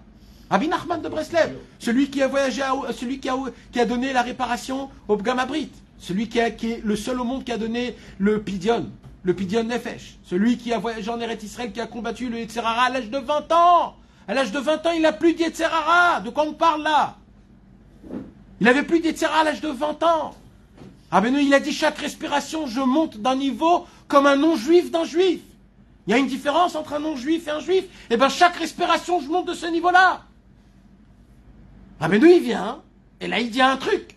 Il dit, comment c'est possible qu'à chaque fois que je veux faire quoi que ce soit, faire un Teilim, faire les Netilat Yadayim, se lever le matin, je ne peux pas, je n'arrive pas. La guerre nucléaire. C'est pas une guerre stam, c'est pas fainéant, c'est pas je vais encore 5 minutes. Il dit Rabbeinu, je ne peux pas. Ça veut dire il faut que je brise des murs et une guerre nucléaire. C'est une guerre nucléaire pour moi, il dit Rabbeinu. Il raconta, et il s'arrête pas là. Hein. Rabbeinu, il rentre dans le détail. Il n'a pas honte, il dit devant tout le monde. Alors, il y a beaucoup de gens, je mets entre parenthèses, il y a beaucoup de gens qui disent, oui, comment c'est possible? Rabbeinu, il a dit, je suis le plus grand de tous, Ridouche Kamoni Loya Baolam, une nouveauté comme moi il n'y a jamais eu dans le monde, et j'ai ça, comment il se vante? Alors un jour, moi j'ai dit à quelqu'un, tu sais c'est qui a le droit de se vanter? Celui qui raconte toutes ses failles. Celui qui raconte toutes ses failles, il a le droit de se raconter. Ben Rabbeinu, il a raconté plus d'une fois toutes ses failles. Bien sûr, ce n'est pas les failles que nous on connaît, mais Rabbeinu c'est un homme, et ce qui est vrai, il le dit. Et là mes amis, on est en train de lire une réalité. C'est pas parce que Rabbeinu il était petit ou quelque chose. C'est parce que plus t'es grand, plus c'est compliqué. Parce que moi, quand je tombe de combien? De 2 échelons, 3 échelons, combien? 4 échelons. Quand je tombe de 4 échelons, où je me fais mal? Nulle part. D'accord? Mais quand Rabbeinu il tombe de la lune, là, quand t'atterris sur la terre, c'est une boule de feu qui atterrit. Donc quand Rabbeinu, lui, il tombait pas du 4e échelon, il tombait de la lune, le monsieur. C'était très très grave. Il raconta que chaque jour, quand il se lève le matin et qu'il désire prier, il est dans l'incapacité d'ouvrir la bouche. Il ne peut pas ouvrir sa bouche. Maintenant, imagine-toi, toi, le matin, tu viens ici, voilà, le premier minyan, 8 heures, tu t'assois devant les tefilines, tu regardes les tefilines te regardent, tu regardes les tefilines te regardent, et tu n'as pas envie de les mettre. Voilà, tu es là. Maintenant, tu te penses comment? Tu te crois comment? Comment tu te crois à ce moment-là? Qu'est-ce que je suis un puant? Qu'est-ce que je suis un nul? Regarde l'imbécile. Regarde tous ceux-là, ils ont mis leur tefilines en 30 secondes, ils sont déjà dans les corbanotes. Moi, pour monter les escaliers ici, ouh, ce que je dois porter, moi. Rabbeinu, il dit, Zebesed, même moi, il dit Rabbeinu, même moi, le Nahal Novea Mekor Chorma, Chidush Kamoni Loya Baolam, le maître qui a dit Ani Yachol Akol. Il y a un homme qui a dit ça un jour. Ani Yachol Akol. Personne n'a dit ça. Rabbeinu, il a dit Ani Yachol Akol. Eh bien lui, il dit, quand je me réveille le matin et j'ai le désir de prier, il dit, je trouve l'incapacité d'ouvrir ma bouche. Je ne peux pas. Voilà, je ne peux pas. Le Yachol. Et il ne sait pas de quelle manière se redonner de la vitalité. C'est-à-dire, là, on ne parle pas, je peux pas. Là, il parle qu'il n'a pas de vitalité. C'est-à-dire, là, Keilou Rabbeinu, vous savez, un jour, mes amis, je vais vous donner un petit exemple de ce qu'on est en train d'étudier là. Un jour, il y avait un grand tzaddik qui s'appelait le Yehudi Akadosh Mipshisra. Le rabbi Yaakov Yitzhak de Pshisra. On est allé là-bas à Pshisra? Non, on n'est pas allé, on est allé en Pologne. D'accord? Le Pshisra, c'était qui? C'était le copain. On n'avait plus la force. C'était ça, c'était le dernier. Bekitsour, c'était le copain du José de... C'était le copain du José de Lublin. C'était le copain du José de Lublin, pour que vous compreniez la grandeur. Il faisait partie des élèves de Rabbi David Milelov, qui appartenait au Noam Elimelech et qui appartenait au Maguid de Mezrich. C'était un géant. Le Yehudi Akadosh Mipshisra, c'est lui qui a inventé la chassidoute polonaise, c'est-à-dire la chassidoute avec la lamdanout. C'est quelque chose que nous on ne connaît pas, mais à l'époque ça existait. Le Yehudi Akadosh Mipshisra, un jour, il a dit, j'ai entendu de mon maître, c'est quoi le niveau le plus élevé au monde? le niveau le plus élevé au monde, c'est que chaque matin, tu dis à Hachem, Hachem, tous les niveaux que j'ai atteints hier, enlève-les-moi. Je reprends dès le début. Comme ça, il a dit. Et les tzadikim, eux, ils ont cette possibilité de dire à Hachem, Hachem, tout ce que j'ai atteint hier, tu m'enlèves. Pas que hier. Hier, avant-hier, tu me remets comme si que j'étais né. Comme si que j'étais né. Ça veut dire, je reprends. Ça veut dire, hier, je parlais avec les anges, avec Eliyahu Hanavi, j'enlevais des xérotes dans le ciel, je faisais des brachot, tout se faisait. Ok, pourquoi? Parce que j'ai fait beaucoup. Il dit, le lendemain matin, quand tu te réveilles, dis à Hachem, Hachem, voilà, pour ton honneur, pour te faire plaisir, on reprend tout dès le début. Et je te promets qu'aujourd'hui, j'arriverai plus haut que hier. Parce que sinon, ça s'appelle de descendre de niveau. Donc je suis obligé d'atteindre. Donc tous les jours, c'est un combat inimaginable, mes amis. Inimaginable. C'est toujours de reprendre à zéro et tous les jours de continuer là où tu as terminé hier. Ça veut dire, imagine-toi de recommencer. C'est ce qu'il y a écrit ici, là, mes amis. Là, Rabbeinu, il dit, j'ai plus de vitalité. C'est quoi t'as plus de vitalité? Qu'est-ce qu'on est en train de lire dans la Torah tête? Tfila le'el chayai. Le hikar de la tfila, c'est la vitalité. T'as pas de vitalité pour la prière. C'est toi-même qui l'as dit que t'as une vitalité quand tu pries. Comment tu dis ici, dans Chayem Moharan, j'ai envie de prier, j'ai pas de vitalité? C'est parce que Rabbeinu, sa grandeur à lui, c'est quoi? C'est que chaque matin ou chaque nuit, quand il se réveillait, il commençait depuis le début, comme un enfant qui ne sait rien du tout depuis le début. Comme moi et toi. Ça se peut que moi, je suis plus grand que Rabbeinu ce matin. Parce que moi, j'ai mon avodat Hashem de 30 ans. Mais lui, il a recommencé à zéro. Zéro, zéro, zéro. Rien. Nada. Et là, il dit Rabbeinu, je n'ai plus où prendre ma vitalité. Il se remémore, alors de toute manière, quelques mélodies afin de se revivifier grâce à elles. Rabbeinu, il s'assoit, il dit peut-être je vais me rappeler d'une mélodie, peut-être un nigoun, peut-être une musique, ça va m'emporter, peut-être, je sais pas, je cherche quelque chose. Mais cela lui échappe également. Même une mélodie, il n'arrive pas car il n'arrive pas à s'en souvenir au point qu'il ignore totalement comment prier. Il ignore totalement comment prier. Vous avez vu un monsieur qui n'a jamais prié de sa vie? Il ne sait pas comment prendre le livre à l'envers, à l'endroit, on commence par où, ça commence... C'est ce qu'il a écrit, mes amis. On n'est pas des poètes. Là, Rabbi Nathan, ou c'est un menteur, ou c'est pas un menteur. C'est écrit mes fourrages. Ah ben nous ne sait pas comment prier. Il sait même pas par où on commence. Il sait même pas. Imagine-toi, je fais quoi là? Mais en dépit de cela, il se lève pour prier plus tard, quand il se retrouve en pleine prière. Mais en dépit de cela, il dit Rabbeinu. Mais Rabbeinu, il vient, il prend, il dit, je vais quand même lire. Voilà, sans rien. Je vais quand même frôler les mots. Je vais juste les lire. Voilà, je vais quand même les lire. Je vais quand même les faire. Et il dit, d'un coup, quand il se retrouve en pleine prière, d'un coup, il se retrouve dans Alléluia, Alléluia, Bekocho. Là, il commence à se remettre sur soi-même. Les mots de la prière lui a donné la vitalité. Il dit, Rabbeinu, limite, c'est normal, quand tu te réveilles, t'as pas prié, t'as pas de vitalité. C'est ça le vrai sensation, c'est de se lever le matin, t'as rien, t'es vide, t'es à plat, tu roules sans air. Il dit, mais t'es obligé d'attraper les mots, parce que chaque mot que t'attrapes, c'est comme une bouffée d'air. C'est une bouffée d'air. Tu commences à respirer, tu commences à reprendre de la force. Il dit, et d'un coup, comme ça, dans les kétorettes, dans la Hakeda, ou alors, quelque part comme ça, tu commences... D'un coup, tu te réveilles.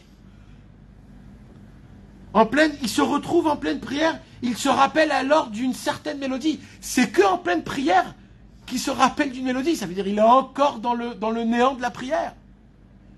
Qui lui traverse naturellement l'esprit pour résumer chaque chose pour résumer, il dit Rabbi Nathan.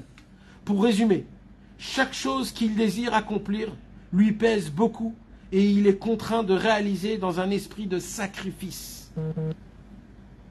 En entendant cela, Rabbi Nathan dit, mon cœur en fut stimulé et je compris une grande leçon de vie pour nous-mêmes en apprenant à partir de son exemple combien à fortiori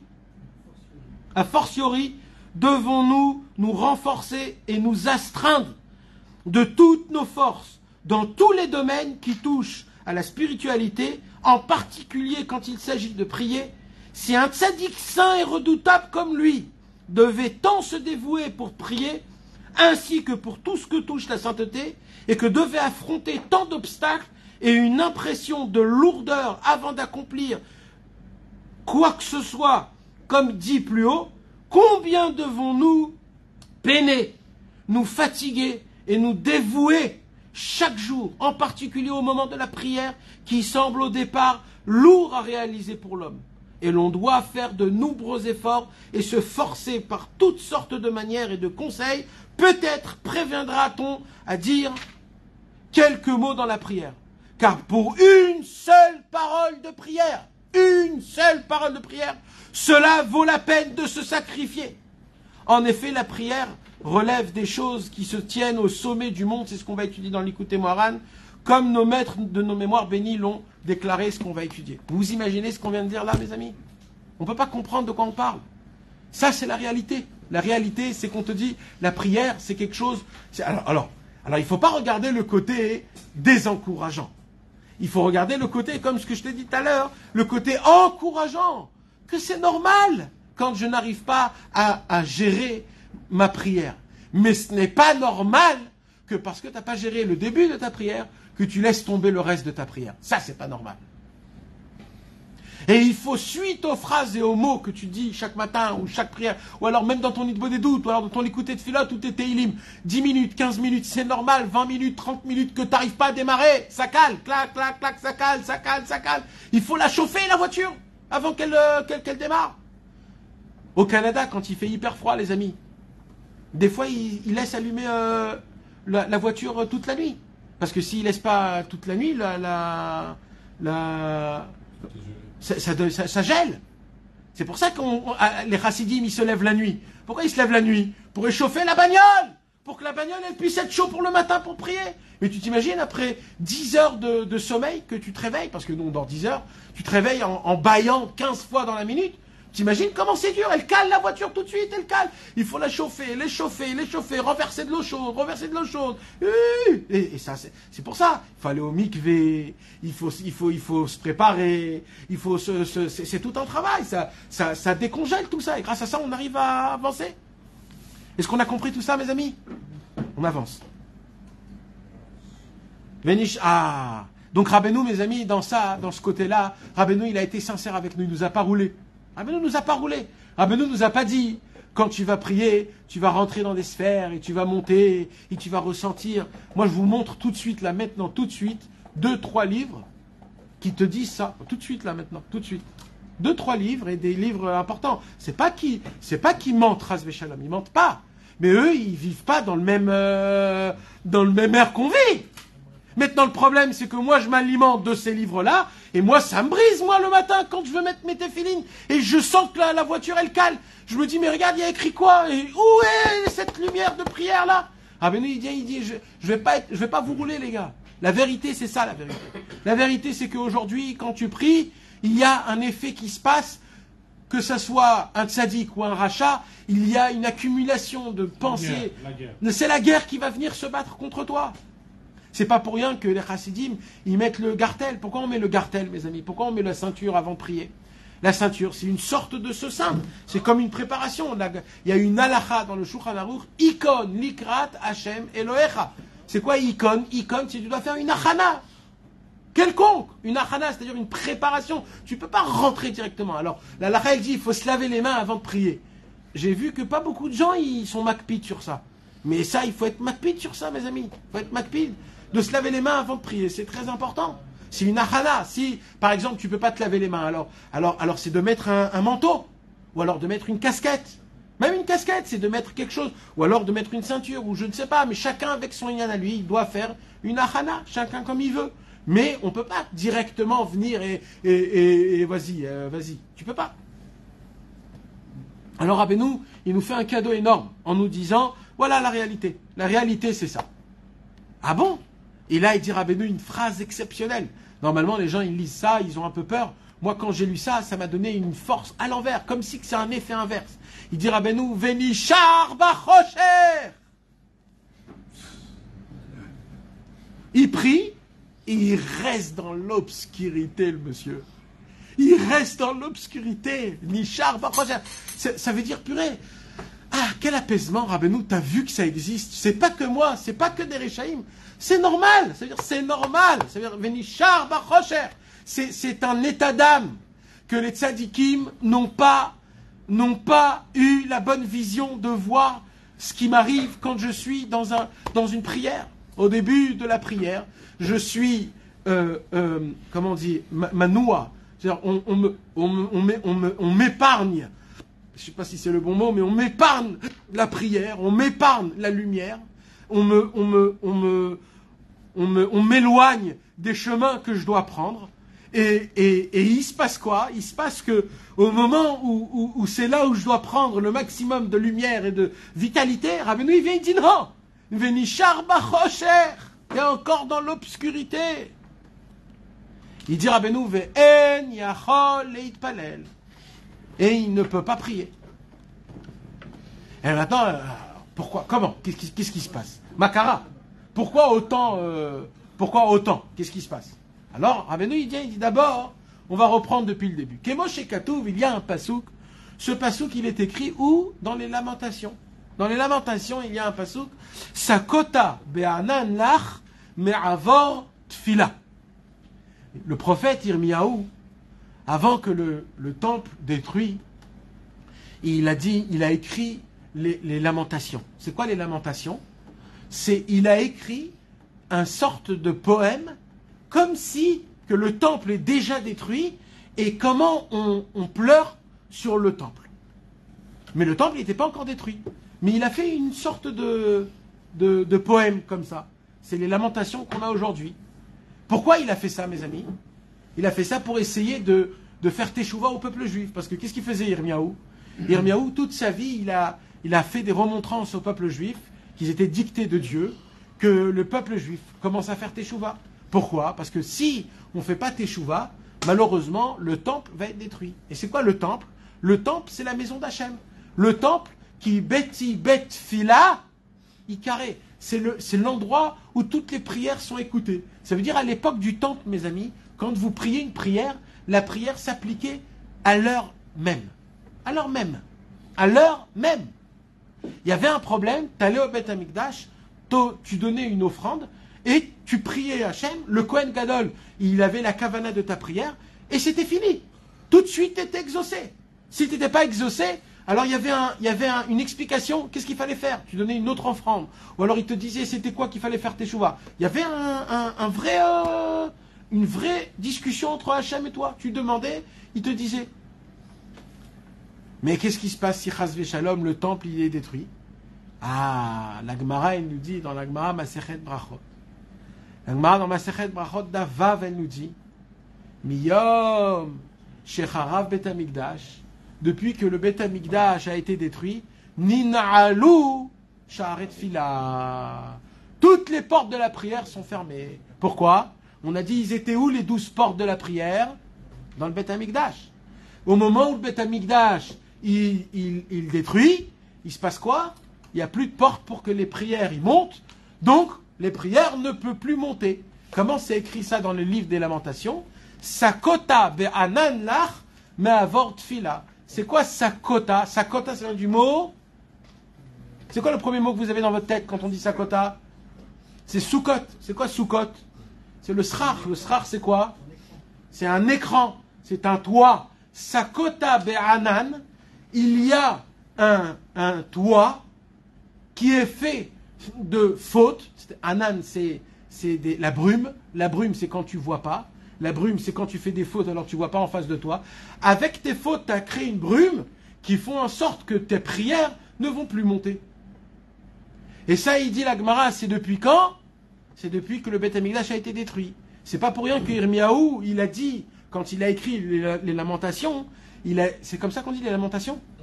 Quand il a écrit les Lamentations, il a dit, sachez mes frères, si Chas Veshalom, le temple, il est détruit, eh bien toutes les prières qu'on va prier, ils pourront plus monter. Ah bon, alors quoi? Alors la Gemara, elle dit, Sha'aret Dima Loninalou. Il y a une seule porte qui n'est pas fermée, c'est quoi? C'est les larmes. Les larmes, quand un juif, il a des larmes, ça ouvre toutes les portes. C'est pas que ça ouvre toutes les portes. C'est la seule porte que là-bas on te laisse rentrer. Quand on voit quelqu'un qui pleure, tout ce qui prie quand il pleure, avant et après et pendant, là, sa prière, elle rentre là-bas. Ah ben c'est dur alors. Et là, alors Rabbeinu, il dit voilà, moi j'ai rien inventé. C'est une Gemara, c'est écrit. On a un problème, le Beth Amikdash a été détruit. Alors on fait quoi? Là il y a un petit ridouche, mes amis, entre parenthèses. Ce petit ridouche, c'est un des Chassidé Breslev qui a écrit sur ça. Il dit une proposition. Ça se pourrait être que si c'est à cause que le Beth Amikdash il est détruit, que nos prières ne montent pas, donc celui qui se lève à Chatzot la nuit et qui fait Tikkun Chatzot et qui demande pardon à Hachem, si j'ai eu une partie qui a fait en sorte que le temple a été détruit à cause de mes fautes, ou alors qu'il ne se reconstruit pas à cause de moi, voilà Hachem, je me lève Chatzot, je pleure pour toi, moi je voudrais que le temple il soit détruit. Il dit, lui, il a écrit que Kol Amitabel al Bet Amikdash, Keilu Nivna Be'amav, c'est comme si qu'il le reconstruit. Donc lui, ça se pourrait que quand il prie, oui, sa prière, elle arrive à trouver une porte dans le ciel pour monter. Mais ça, c'est pour celui qui se lève Chatzot. Maintenant, alors celui qui se lève pas Chatzot, alors on fait quoi? Alors maintenant, il dit voilà, ça c'est une Metsiout, c'est-à-dire ça c'est une, comment on dit une Metsiout? C'est une réalité, c'est-à-dire c'est une réalité, voilà, il faut qu'on sache ça. Urti, maintenant Rabbeinu, vous savez que Rabbeinu, quand il donne une preuve, alors c'est ok. Mais quand il donne deux preuves, il y a une raison pour ça. Là, ça m'aurait suffi la preuve. Il y a un passouk. Sakota banan, l'arme avortue là, ok, j'ai compris. Mais Rabbeinu, il se suffit pas de ça. Il rapporte un autre passouk pour te prouver encore plus. Qu'est-ce qu'il dit? Urti, il y a écrit dans les psaumes numéro 12, Saviv Rechaim Italachun. Kerum Zulot Livne Adam. C'est quoi Saviv Rechaim Italachun? Alors en français, ça veut dire qu'il y a des mécréants qui tournent autour de toi. Alors, de quoi on parle? Déjà, le pshat, c'est quoi? Dans le psaume 12, on parle de tous les gens qui faisaient du Lachon Hara sur David Amelech. Malheureusement, il y en avait un grand paquet. Et David Amelech, il dit à Hachem, Hachem, je sens qu'il y a autour de moi des Rechaïm qui n'arrêtent pas de dire du Lachon Hara sur moi. Ils m'entourent de tous les côtés. Sauve-moi de ça. Rabbi Nathan, Rabbeinu, il vient, il dit non, je vais expliquer ce pasouk à ma manière. Comment? Il dit, Shah Rechaïm, c'est qui les Rechaïm là? C'est pas des êtres humains.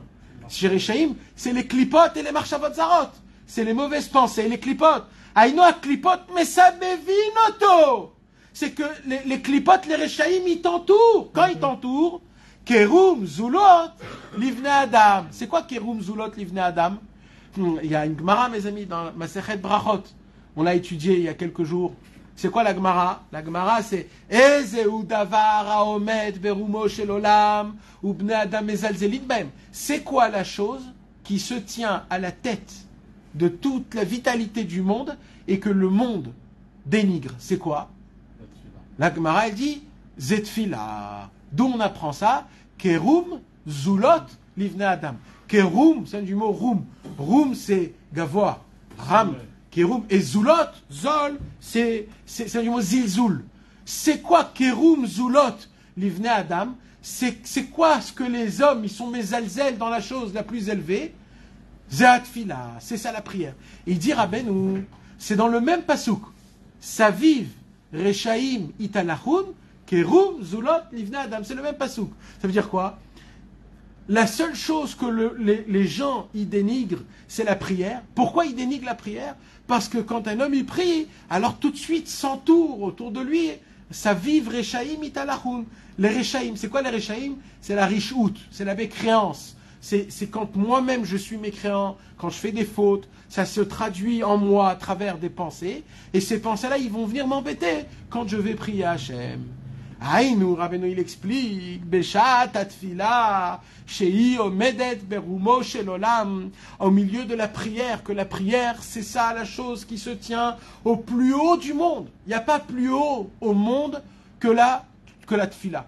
La tfila, elle est encore plus grande que la tchouva. Elle est encore plus grande que la tchouva, mes amis. La tchouva, elle est beaucoup plus grande que la Torah. Il y a écrit que la tchouva a été devancée à la Torah 2000 ans. et que la tchouva, elle a été créée avant la Torah. Mais la tfila, elle est encore plus grande même que la tchouva. C'est la chose la plus élevée. Et Rabbeinu, il dit, et avec ça, eh ben, les gens, ils dénigrent la prière. Aujourd'hui, on ne voit pas de gens qui essayent à apprendre comment prier, qui nous apprend comment... Il n'y a pas de yeshivot qui t'enseigne à savoir, même les ilchot fila, même ce qu'il y a écrit. Il y a même les livres qui t'expliquent la prière, il n'y en a pas. Normalement, il devait avoir une maseret de tfila. Normalement, il devait avoir des sidourim qui t'expliquent qui est-ce qui a écrit Alenu les Shabéar, qui a écrit Kavé El Hashem, qui a écrit tout ce qu'on fait le Tachanoun, qui a écrit Nishmat Kol Chai, et qui a écrit toutes ces choses-là, mes amis. On lit toute la journée des prières. Qui les a écrits? Qui les a mentionnés? Qui nous a dit comment? On ne sait rien, on ne comprend rien. Ça s'appelle Kerum, Zulot, Livne Adam. Ça ne nous intéresse pas ce qu'il y a écrit dans la prière. Ça ne nous intéresse pas qu'est-ce qu'il y a écrit dans l'écouté de Philot. Qu'est-ce qu'il y a écrit dans les Teilim, les secrets qu'il y a dans les Teilim. Ça ne nous intéresse pas. Pourquoi? Parce que c'est la chose la plus élevée. Et puisque c'est la chose la plus élevée, le combat il est encore plus fort là-bas. Et on sait dans le ciel que celui qui prend l'épée de la prière, il fait partie de l'armée du Mashiach. Et c'est comme ça que le monde va arriver à sa réparation. Pas avec rien d'autre. Et Rabbeinu, il est venu dans le monde, il a dit Kol ha'inyan sheli hu rak tfila. Rak tfila, il a dit. Tout mon inyan, c'est que la tfila. Rabbeinu, il a dit, moi je vais vous apprendre. Chez moi, il y a prière, étude et prière. C'est pas ou alors que la prière, ou alors que l'étude. Pourquoi? Parce qu'ils sont venus chez Rabbeinu, des gens, ils ont dit Rabbeinu, vous êtes un admour. C'est quoi le chidouche que vous avez amené dans le monde? On sait que les litaïm, les lamdanim, eux, toute leur force c'est dans la prière.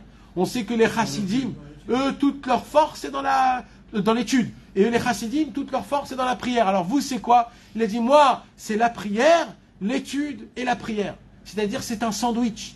C'est que la prière, elle est en sandwich avec une prière avant, une prière après. C'est une combine, un mélange qui se fait d'une manière que tout le temps, j'ai le zivoug entre la Torah et la tfila en permanence. Maintenant, mes amis, permettez-moi de vous lire un autre Chaye Moharan, numéro 590. Très important. Mordechai, tu notes? Alors, je vais vous le lire, j'espère que je vais bien le lire en français. Une fois, un homme vient se plaindre devant Rabbeinu Akadosh, Rabbi Nachman de Breslev. Ça arrivait tout le temps. Les gens, ils avaient des difficultés dans leur service divin. Ils n'arrivaient pas à servir Hachem de leur manière comme ils voulaient. Alors, ils venaient demander des conseils. Qu'est-ce qu'on fait? Comment on fait? Comment ça fonctionne? Etc. De mémoire bénie, en lui disant qu'il lui était très difficile de prier. Voilà. Il vient chez Rabbeinu, le maître de la prière, et il dit à Rabbeinu, voilà, Rabbi Nachman, vous nous parlez de prière, prière. Voilà, je vais vous dire la vérité, je vais être sincère avec vous. Moi, je n'arrive pas à prier. Voilà. Car les pensées étrangères le perturbent énormément. À chaque fois qu'il commence à prier, sa tête part dans tous les sens. Notre maître Zal lui répondit. Comme ça, Rabbeinu il lui a dit. On accepte cela en temps d'expression, d'expiation de la faute. Regardez comment Rabbeinu il était fin d'esprit. Comment Rabbeinu il avait de l'humour et comment Rabbeinu il arrivait dans chaque situation toujours trouver le bon côté. Un monsieur il vient, il dit voilà, j'ai des mauvaises pensées quand je prie. Rabbeinu il a dit dis kaparat avonot. Ah bon? Mais tu nous as appris que c'est pas bon les mauvaises pensées, c'est très grave les mauvaises pensées. Rabbeinu il dit ouais, mais les mauvaises pensées ils sont obligatoires. Alors je vais pas te dire te battre contre eux. Tu sais pourquoi je vais pas te dire te battre contre eux? Parce que tu vas te battre contre quelque chose qui est normal. C'est normal qu'ils sont là. Tu peux pas te battre. Alors qu'est-ce que tu fais alors? Il faut faire quoi quand j'ai des mauvaises pensées? Et bien, tu sais ce que tu fais? C'est quelque part dans le ciel on te dit regarde. Voilà, regarde c'est qui toi? Tu veux savoir qui tu es? Regarde. Regarde à travers tes mauvaises pensées ou tes pensées quand tu veux prier. Regarde, voilà, c'est ça ce que tu veux.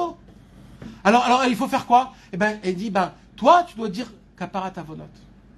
C'est kaparat avonot. C'est un imekabel, je reçois ça, je baisse ma tête, pardon Hachem. Il esquissa un léger sourire. Quand Rabbeinu il dit ça, alors il fait un petit sourire, parce qu'en fait c'était un peu d'humour. Rabbeinu, c'était pas ça le conseil. Mais Rabbeinu il dit, qu'est-ce que tu veux que je te dise à ça? Tu viens et tu me dis, j'ai des mauvaises pensées, je peux pas rentrer dans ta tête, moi. Alors t'as des mauvaises pensées, bah dis kaparat avonot, malasot.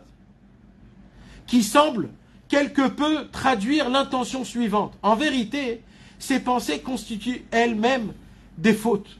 Et c'est la raison pour laquelle il sourit légèrement. Toutefois, en dépit de cela, il est certain que toutes les paroles sont vraies et justes, car de toute manière, par le fait que l'homme ne le critique pas, béni soit-il, à Dieu ne plaise, et qu'il sait que Dieu, béni soit-il, veut certainement le rapprocher et accepter sa prière, alors qu'il a conscience que ce sont seulement ses fautes qui lui ont causé toutes ces pensées qui viennent le perturber. Et il en souffre, et il les fuit de toutes ses forces, et il est certainement possible que cela lui soit considéré comme une expiation de la faute, au point qu'il savait que s'il avait le mérite de se conduire de la sorte avec l'intégrité et la sincérité voulues, car il est impossible d'expliquer cela par écrit, ses fautes auraient déjà été pardonnées réellement grâce à cette démarche. Ça veut dire, Rabbeinu nous dit, si Béhémet, pendant ta prière, tu as des mauvaises pensées qui viennent chez toi et qui te tracassent pendant toute ta prière, et que toi tu baisses ta tête et tu dis, kaparat avonot, qu'est-ce que je peux faire? Le fait que tu essayes de te battre et que tu essayes de prier comme il faut, rien que ça c'est kaparat avonot. Toutes tes fautes, tu les répares en fait. Dans un autre Sichot Haran, Rabbeinu il dit plus que ça. Dans un autre Sichot Haran, Rabbeinu il dit... Oui, parce que celui qui est arrivé chez Rabbeinu, il n'avait pas cet esprit-là que c'est à cause de ses... Ben non. Il est arrivé un petit peu avec de l'orgueil. Bien sûr, bien sûr. Il se dit, oh, comment c'est possible? Oui. Moi, je voudrais prier une prière normale, à 100%, etc. Rabbeinu lui dit, mais tu crois quoi? Ça veut dire, tu crois qu'une prière, c'est comme ça, c'est babayat, c'est dans ta poche?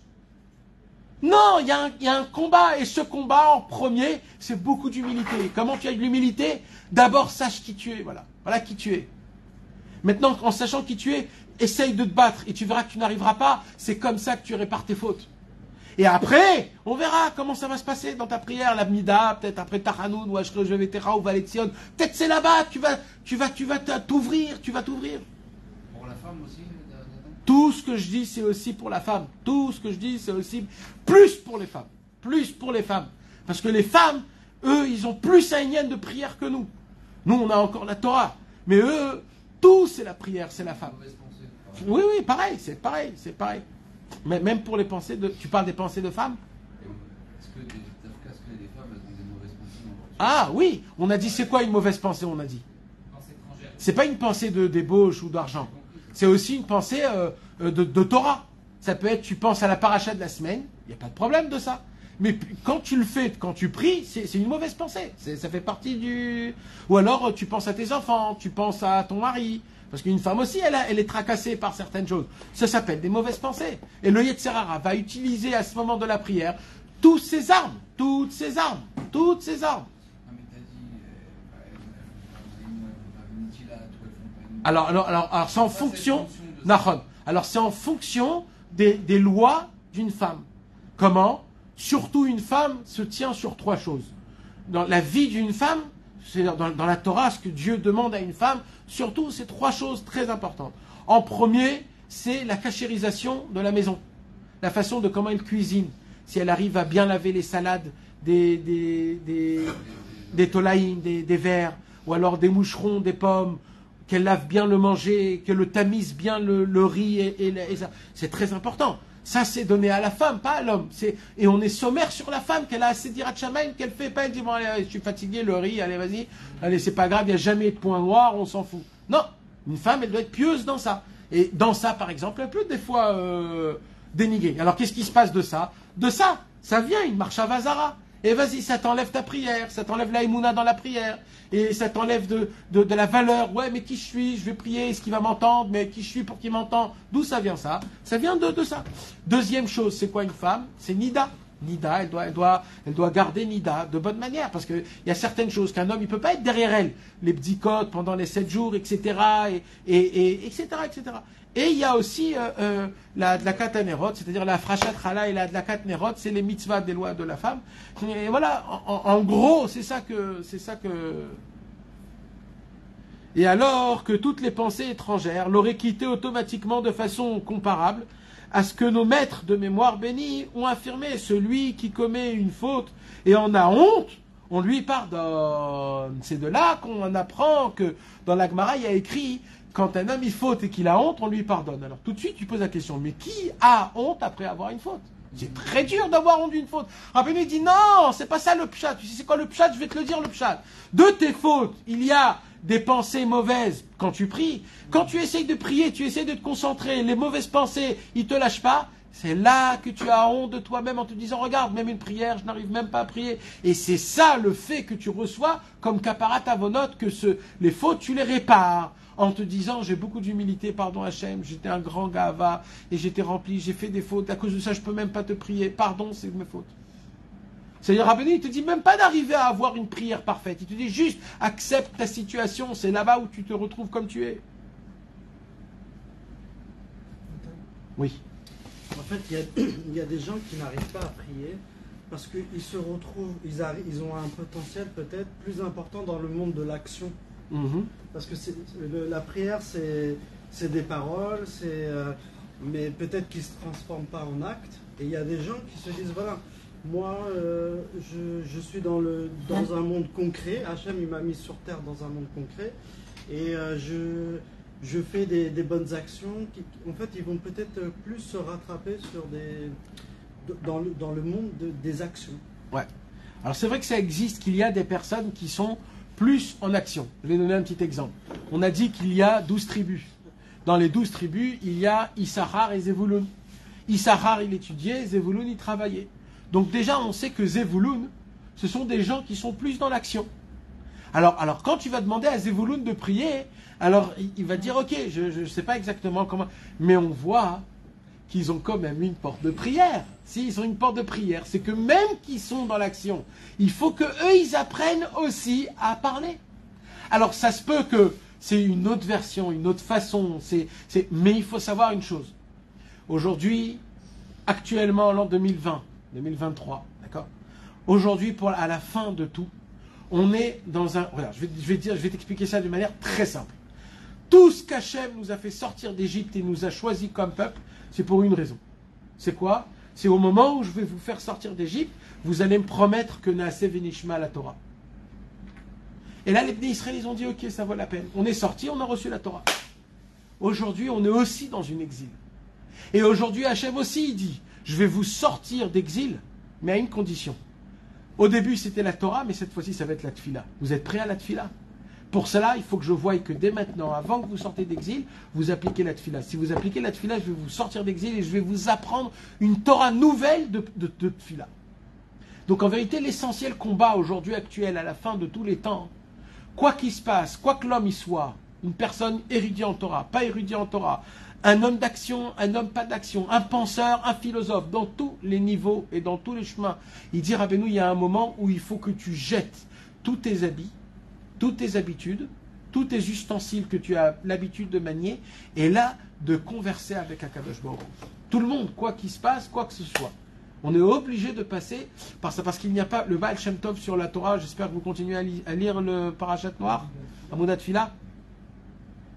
Il faut continuer, mes amis, parce qu'il y a plein de... À chaque fois, j'ai envie de vous dire, parce que Mamash, en fonction de cette Torah, le Baal Shem Tov, il dévoile plein de secrets. Un des secrets qu'il dévoile dans...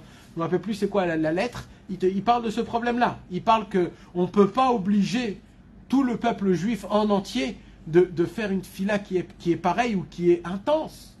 Il y a bien des gens qui sont travailleurs, il y a bien des gens qui sont plus dans l'étude de la Torah. Alors on ne peut pas demander... Alors il dit le Baal Shem Tov, c'est vrai, mais on voit que quand Noach... Alors, c'est très bien que tu m'as posé cette question. Alors pour cela, je vais rapporter... Alors il y a Mordechai, un Parparot Lechorma étudié sur notre Torah Tête, dans le Seif le Seif Gimel.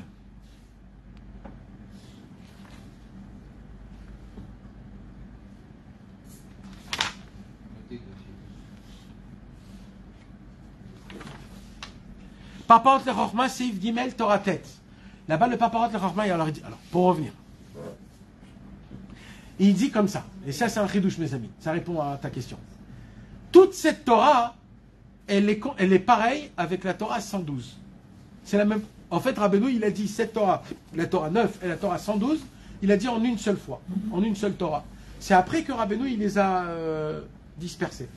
Et toute la Torah 112, elle vient du pasuk Tzohar Taaseh la Teva. Une fenêtre, tu dois faire à l'arche de Noach. Quand Hachem a demandé à Noach de créer l'arche, il lui a dit, je veux que tu mettes un Tzohar dans l'arche. Et là, Rashi, il dit, c'est quoi Tzohar? C'est quoi le mot Tzohar? Alors Rashi, il rapporte deux avis. Un avis, il dit une fenêtre, et un autre avis, il dit une pierre précieuse. C'est-à-dire une lumière. À l'époque, il n'y avait pas de lumière, c'était pierre précieuse, elle capte la lumière toute la journée, comme ça, la nuit, elle reflète la lumière. Comme ça, Hachem, il dit. Le Baal Shem Tov est venu, il a enseigné dans le Baal Shem Tov à la Torah, sur Parashat Noach, sur le Pasuk Tzohar Taaseh la Teva, il a écrit un livre, comment il faut prier. Ce livre, il s'appelle Amoud Atfila. C'est très important de l'étudier, surtout qu'on est en train d'étudier la Torah à tête. Maintenant, Rabbi Nachman a fait la même chose. Rabbi Nachman a dévoilé tous les secrets de la Torah sur le Pasuk Tzohar Taaseh la Teva, comme son grand-père. Et il dit maintenant le Paparot le Chorma sur notre Torah, nous, Seif Gimel. Il dit, pourquoi il a choisi Tzohar Taaseh la Teva? Il dit, parce qu'en fait, toute l'histoire de Noach et ce qui s'est passé, c'est mamash ce qui se passe avec nous au sujet de la prière. Il dit quoi? Il dit, Hachem, il vient devant Noach et il lui dit, Noach, les fautes de la génération est montée à mon nez. Je ne peux plus supporter de ces fautes. Alors je vais emmener un déluge. Il dit, Rabbeinu, c'est quoi le déluge? Il dit, le Paparot le Chorma, c'est les Marchavot Zarot. C'est quoi le déluge? C'est les pensées, c'est le tracassement, les soucis, les problèmes qui viennent dans ta prière. Le fait que, moi je dis en plein milieu de la prière, vous savez, des fois, mes amis, on est tellement souciés qu'on ne peut même pas prier. Moi je dis en plein prière, mais des fois, même prier, tu peux pas. Tu peux pas. Tu es tellement soucié, tu es dans des histoires, tu sais pas comment arranger les problèmes. Tu dis, je peux pas, je peux pas. Ça veut dire, Rabbeinu, il dit, il y a un déluge qui descend. Et là, Noach, il dit, oh là là. Alors le déluge, en fait, c'est quoi? Le déluge, en vérité, c'est toutes les fautes à l'époque qu'ils ont fait le Dor HaMaboul, qui est transformé en déluge. Et il dit, Rabbeinu, c'est pareil. Il y a un déluge personnel. Imagine-toi. On a un déluge personnel. Chaque matin, Hachem, il dit, écoute, désolé, mais tu as créé un déluge hier. Ce déluge, il va venir ce matin. Alors Noach, tout de suite, il dit, alors je fais quoi? Alors Akadosh Baruch Hu, il lui dit, créer une arche. C'est quoi une arche en hébreu? Teva. C'est quoi Teva en hébreu? Une lettre, une syllabe. Il dit, Ve'elama techalena milemala. C'est quoi Ama? Ama, c'est Aleph et même He. D'accord? Aleph et même He. Même He, c'est 45. 45, c'est Adam. Adam, on a dit, c'est Tfila. Quand tu prends le milouï de Adam, il reste mitpalel, parce que c'est ça la prière. Et Medaber aussi, c'est celui qui parle. Et il y avait là-bas 3 étages. L'étage des hommes, l'étage des animaux et l'étage de la poubelle. Il dit, Rabbeinu, c'est les 3 étages qu'il y a, Shacharit, Mincha et Arvit. C'est aussi ce qui se passe. En fait, Kadosh Baruch Hu, quand il lui dit, va construire une arche, en fait, Kadosh Baruch Hu, il lui dit, sache qu'il y a un seul endroit que tu peux te réfugier du déluge, c'est la prière. La prière, c'est le seul refuge.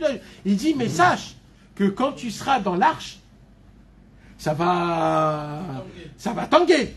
Et alors moi, je m'affole quand ça tangue. C'est là où il dit, Rabbeinu, ne t'affole pas, c'est un déluge, c'est normal, qu'est-ce que tu veux faire? C'est normal que tu vas être secoué. Juste tiens bon, n'aie pas peur. Alors il dit Rabbeinu, il rajoute le secret. C'est quoi le secret que Rabbeinu il rajoute? Qu'on va étudier là, Bezrat Hashem.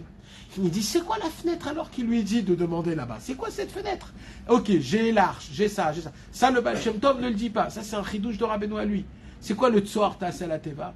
Il dit Rabbeinu, le Tzohar Tassel Ateva, c'est la lumière qui transperce d'en haut jusqu'en bas.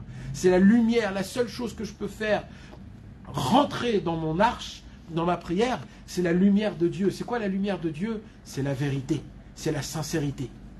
Il dit Rabbeinu Akadosh, quand tu fais rentrer la sincérité du Hémet dans ta prière, surtout dans tes mots, c'est quoi de... Alors grâce à ça va te éclaircir. On a dit tout à l'heure, Vénichar Bachocher. Rabbeinu il dit, j'ai de quoi t'éclaircir dans l'obscurité. Comment? Quand tu es sincère dans tes mots, dans tes paroles. Ça veut dire quoi quand tu es sincère dans tes mots et dans tes paroles? Ça veut dire quoi, mes amis? Moi, des années, je ne savais pas ce que ça voudrait dire. Et il y a un Likuta Halachot énorme à étudier sur ce sujet-là. Je voudrais énormément que vous étudiez ce Likuta Halachot, mes amis. C'est un Likuta Halachot qui est vital à étudier. Ce Likuta Halachot, c'est Choshen Mishpat, Ilchot Gneva Halacha et Seif Lamed Dalet. Crucial à étudier, mes amis. Peut-être on va étudier après, mais il dit Rabbeinu Akadosh, Gneva et Seif Lamed Dalet. Là-bas, Rabbeinu, il explique, Mamash, c'est quoi la sincérité de parler. Mais moi, pendant des années, je me suis dit, ça veut dire quoi de prier et d'être vrai dans ta prière. Parce que Rabbeinu, il dit, c'est la seule, voilà. Là, mes amis, on est arrivé au fin fond de l'obscurité, il y a plus bas.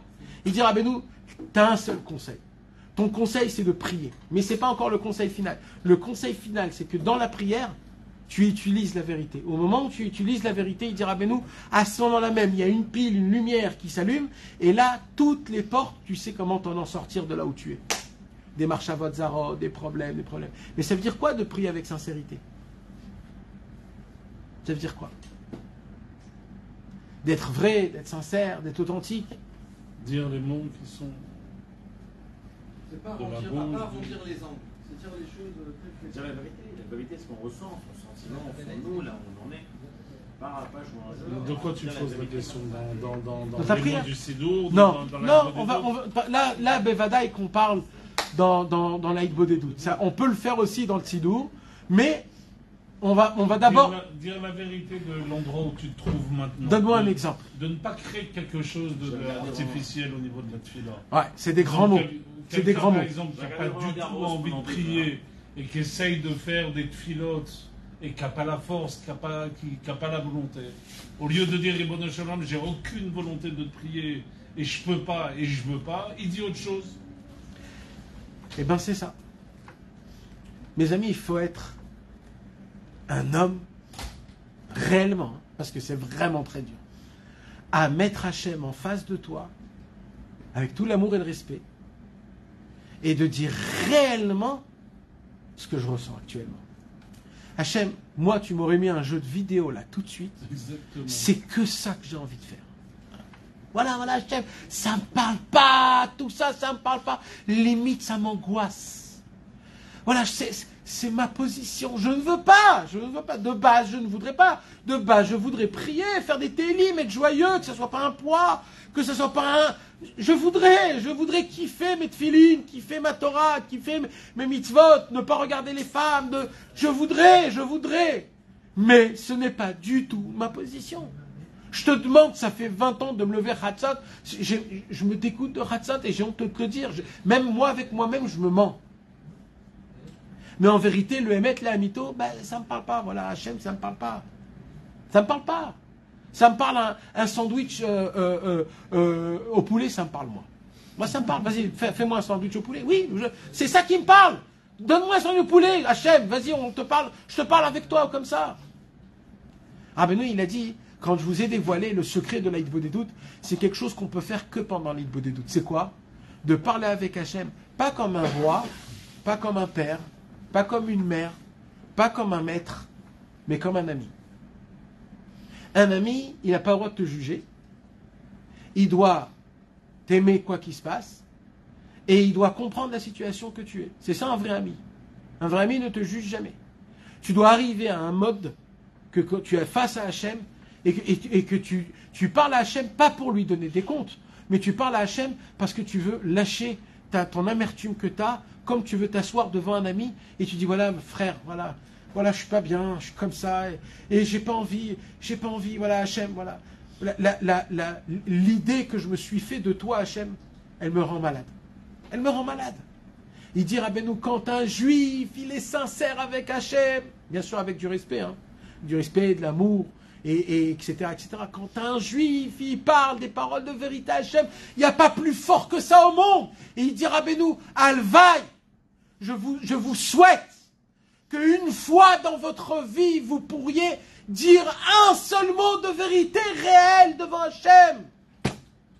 Et Rabbi Nachman de Tulchin a dit, j'ai entendu de mon maître Rabbi Nathan, que Rabbi Nathan a entendu de son maître Rabbi Nachman, que c'est quand, normalement, on dit ce genre de prière, c'est justement quand je suis très très bas, quand je suis complètement à plat, c'est pas quand je suis à Chatzot, au Kotel, après Tikkun Chatzot, Tikkun Rachel, pas là-bas.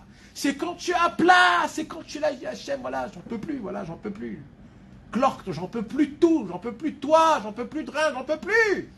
Je sais plus ce qui m'arrive, j'en peux plus, je peux plus voir aucun livre, je peux plus entendre rien, je peux plus entendre rien. Je veux pas ça, je veux pas ça. Je veux être un bon, je veux être attaché à toi. Mais j'en peux plus, j'en peux plus.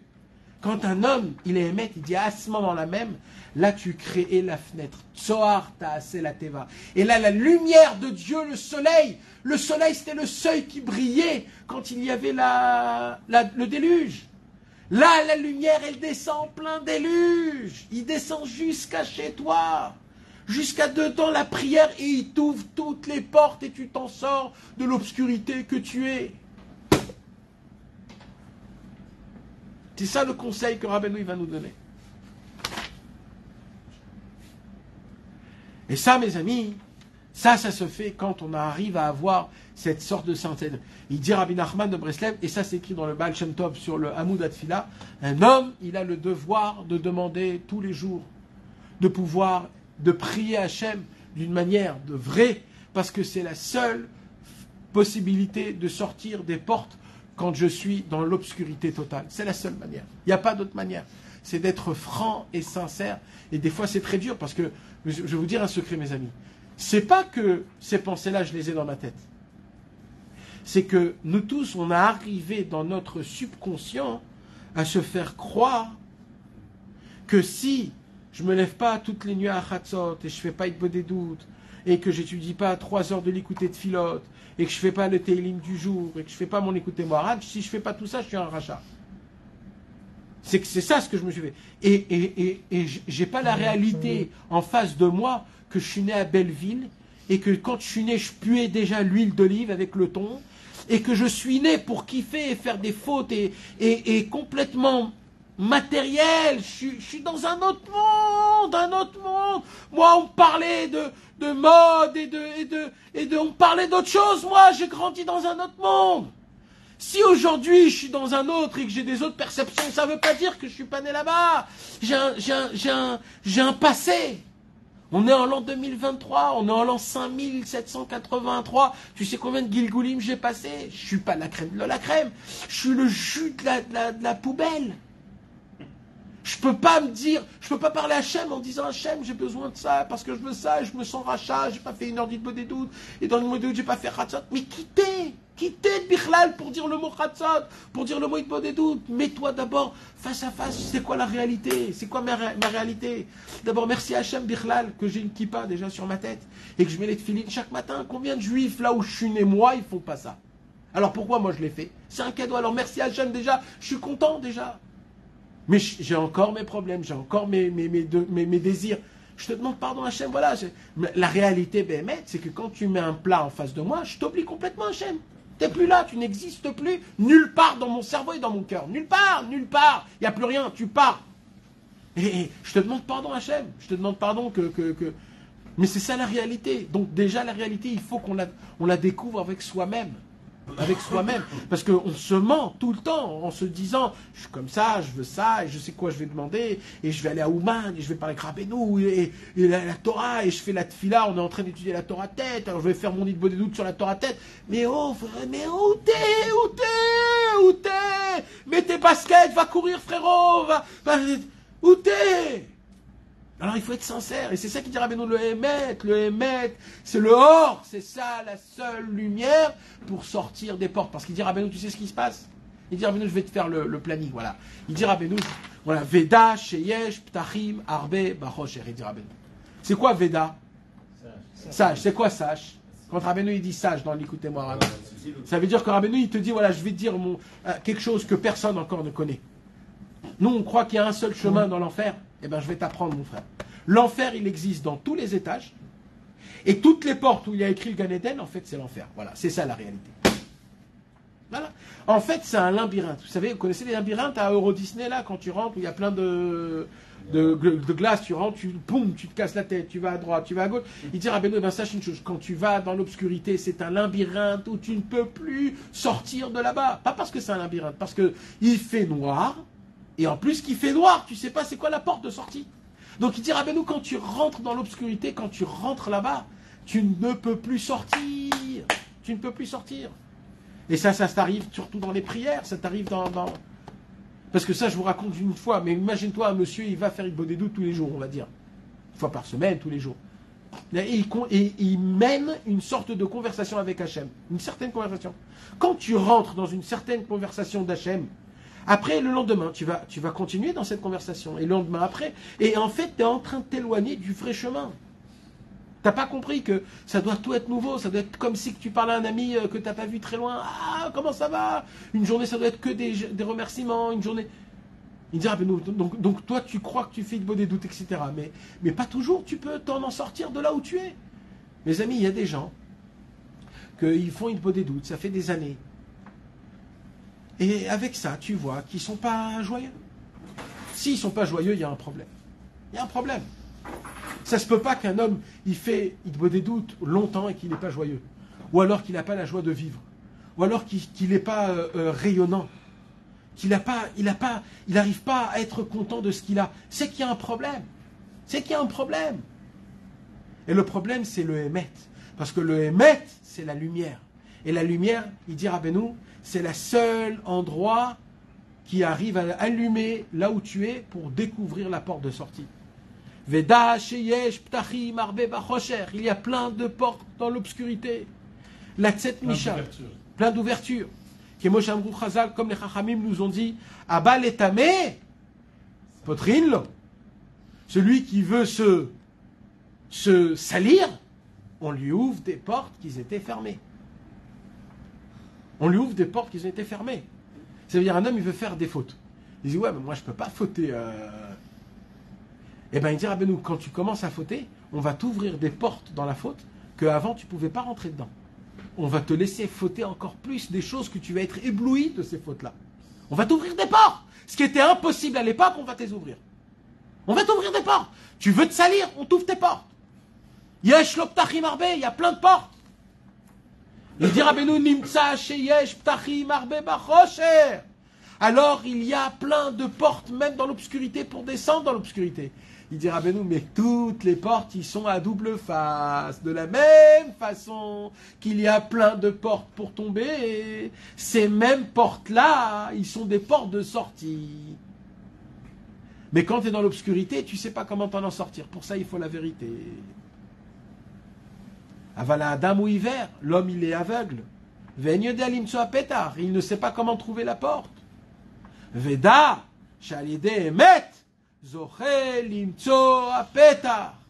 Grâce à la vérité, il arrive à trouver la porte. Pourquoi? Ki Kar Or Ameir ou Akadosh Baruchu. Car c'est quoi la lumière? La lumière, c'est que Hachem. C'est que Hachem la lumière. Et quand tu es face à Hachem avec sincérité, Hachem il t'éclaircit, il te donne sa lumière. Et la lumière de Dieu devient une lumière pour toi dans ta vie et ça t'ouvre les portes là où tu es tombé. Donc il dit Rabbeinu, le conseil essentiel de toute cette Torah et de tout le chidouche de cette Torah, c'est quoi?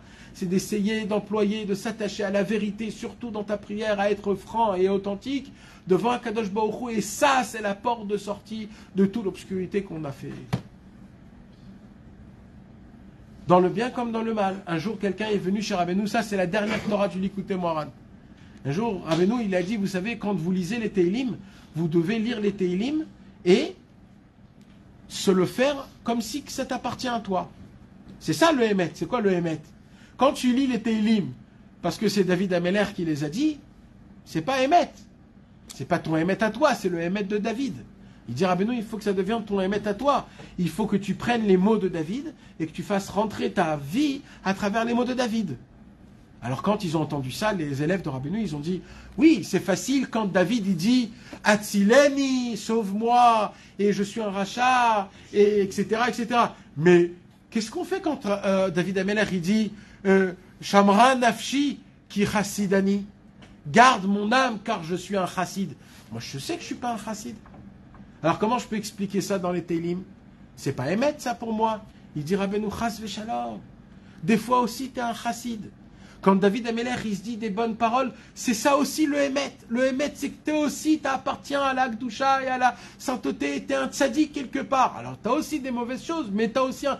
Donc, en vérité, il faut s'adapter et s'admettre toutes les phrases et les mots que David Ameller a employés, car tous les phrases et les mots qu'il a employés, ça m'appartient dans ma vie personnelle et réelle. Et pareil dans la prière le matin, pareil dans Shacharit Mincha Arvit, dans le Likutei Tfilot, dans les Teilim, et dans toutes les prières, de toujours essayer de prendre les mots et de s'adapter à travers la prière. Donc Rabbeinu, ce soir, il nous a mis au parfum en nous disant que le fait qu'on trouve des fois des mauvaises pensées dans notre prière, c'est quelque chose de normal. Et le problème, ce qui n'est pas normal, c'est de rester là-bas. Rester là-bas, c'est pas normal. Il dit Rabbeinu, pour cela, il faut se battre, il faut s'attacher au tzaddik. Et surtout, il faut parler avec sincérité. Sincérité, c'est-à-dire de Begova Enaim, c'est-à-dire de prier de manière que tu te sens Behemet, tu t'adaptes les mots à travers la situation que tu vis. Quand un homme, il le fait ça, grâce à ça, il ouvre une lumière énorme pour laquelle il pourra s'en sortir de l'obscurité là où il est allé, Bezrat Hashem.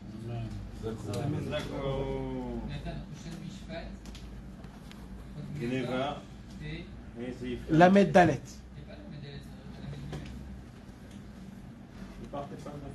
Amène-moi le Likutei Halachot. Alors c'est le Lamed Gimel. C'est le Lamed Gimel. C'est juste un avant. Et parce qu'il y a des Hotzaot où c'est Lamed Dalet, il y a des Hotzaot où c'est Lamed Gimel. Mais c'est le dernier quoi. C'est le dernier.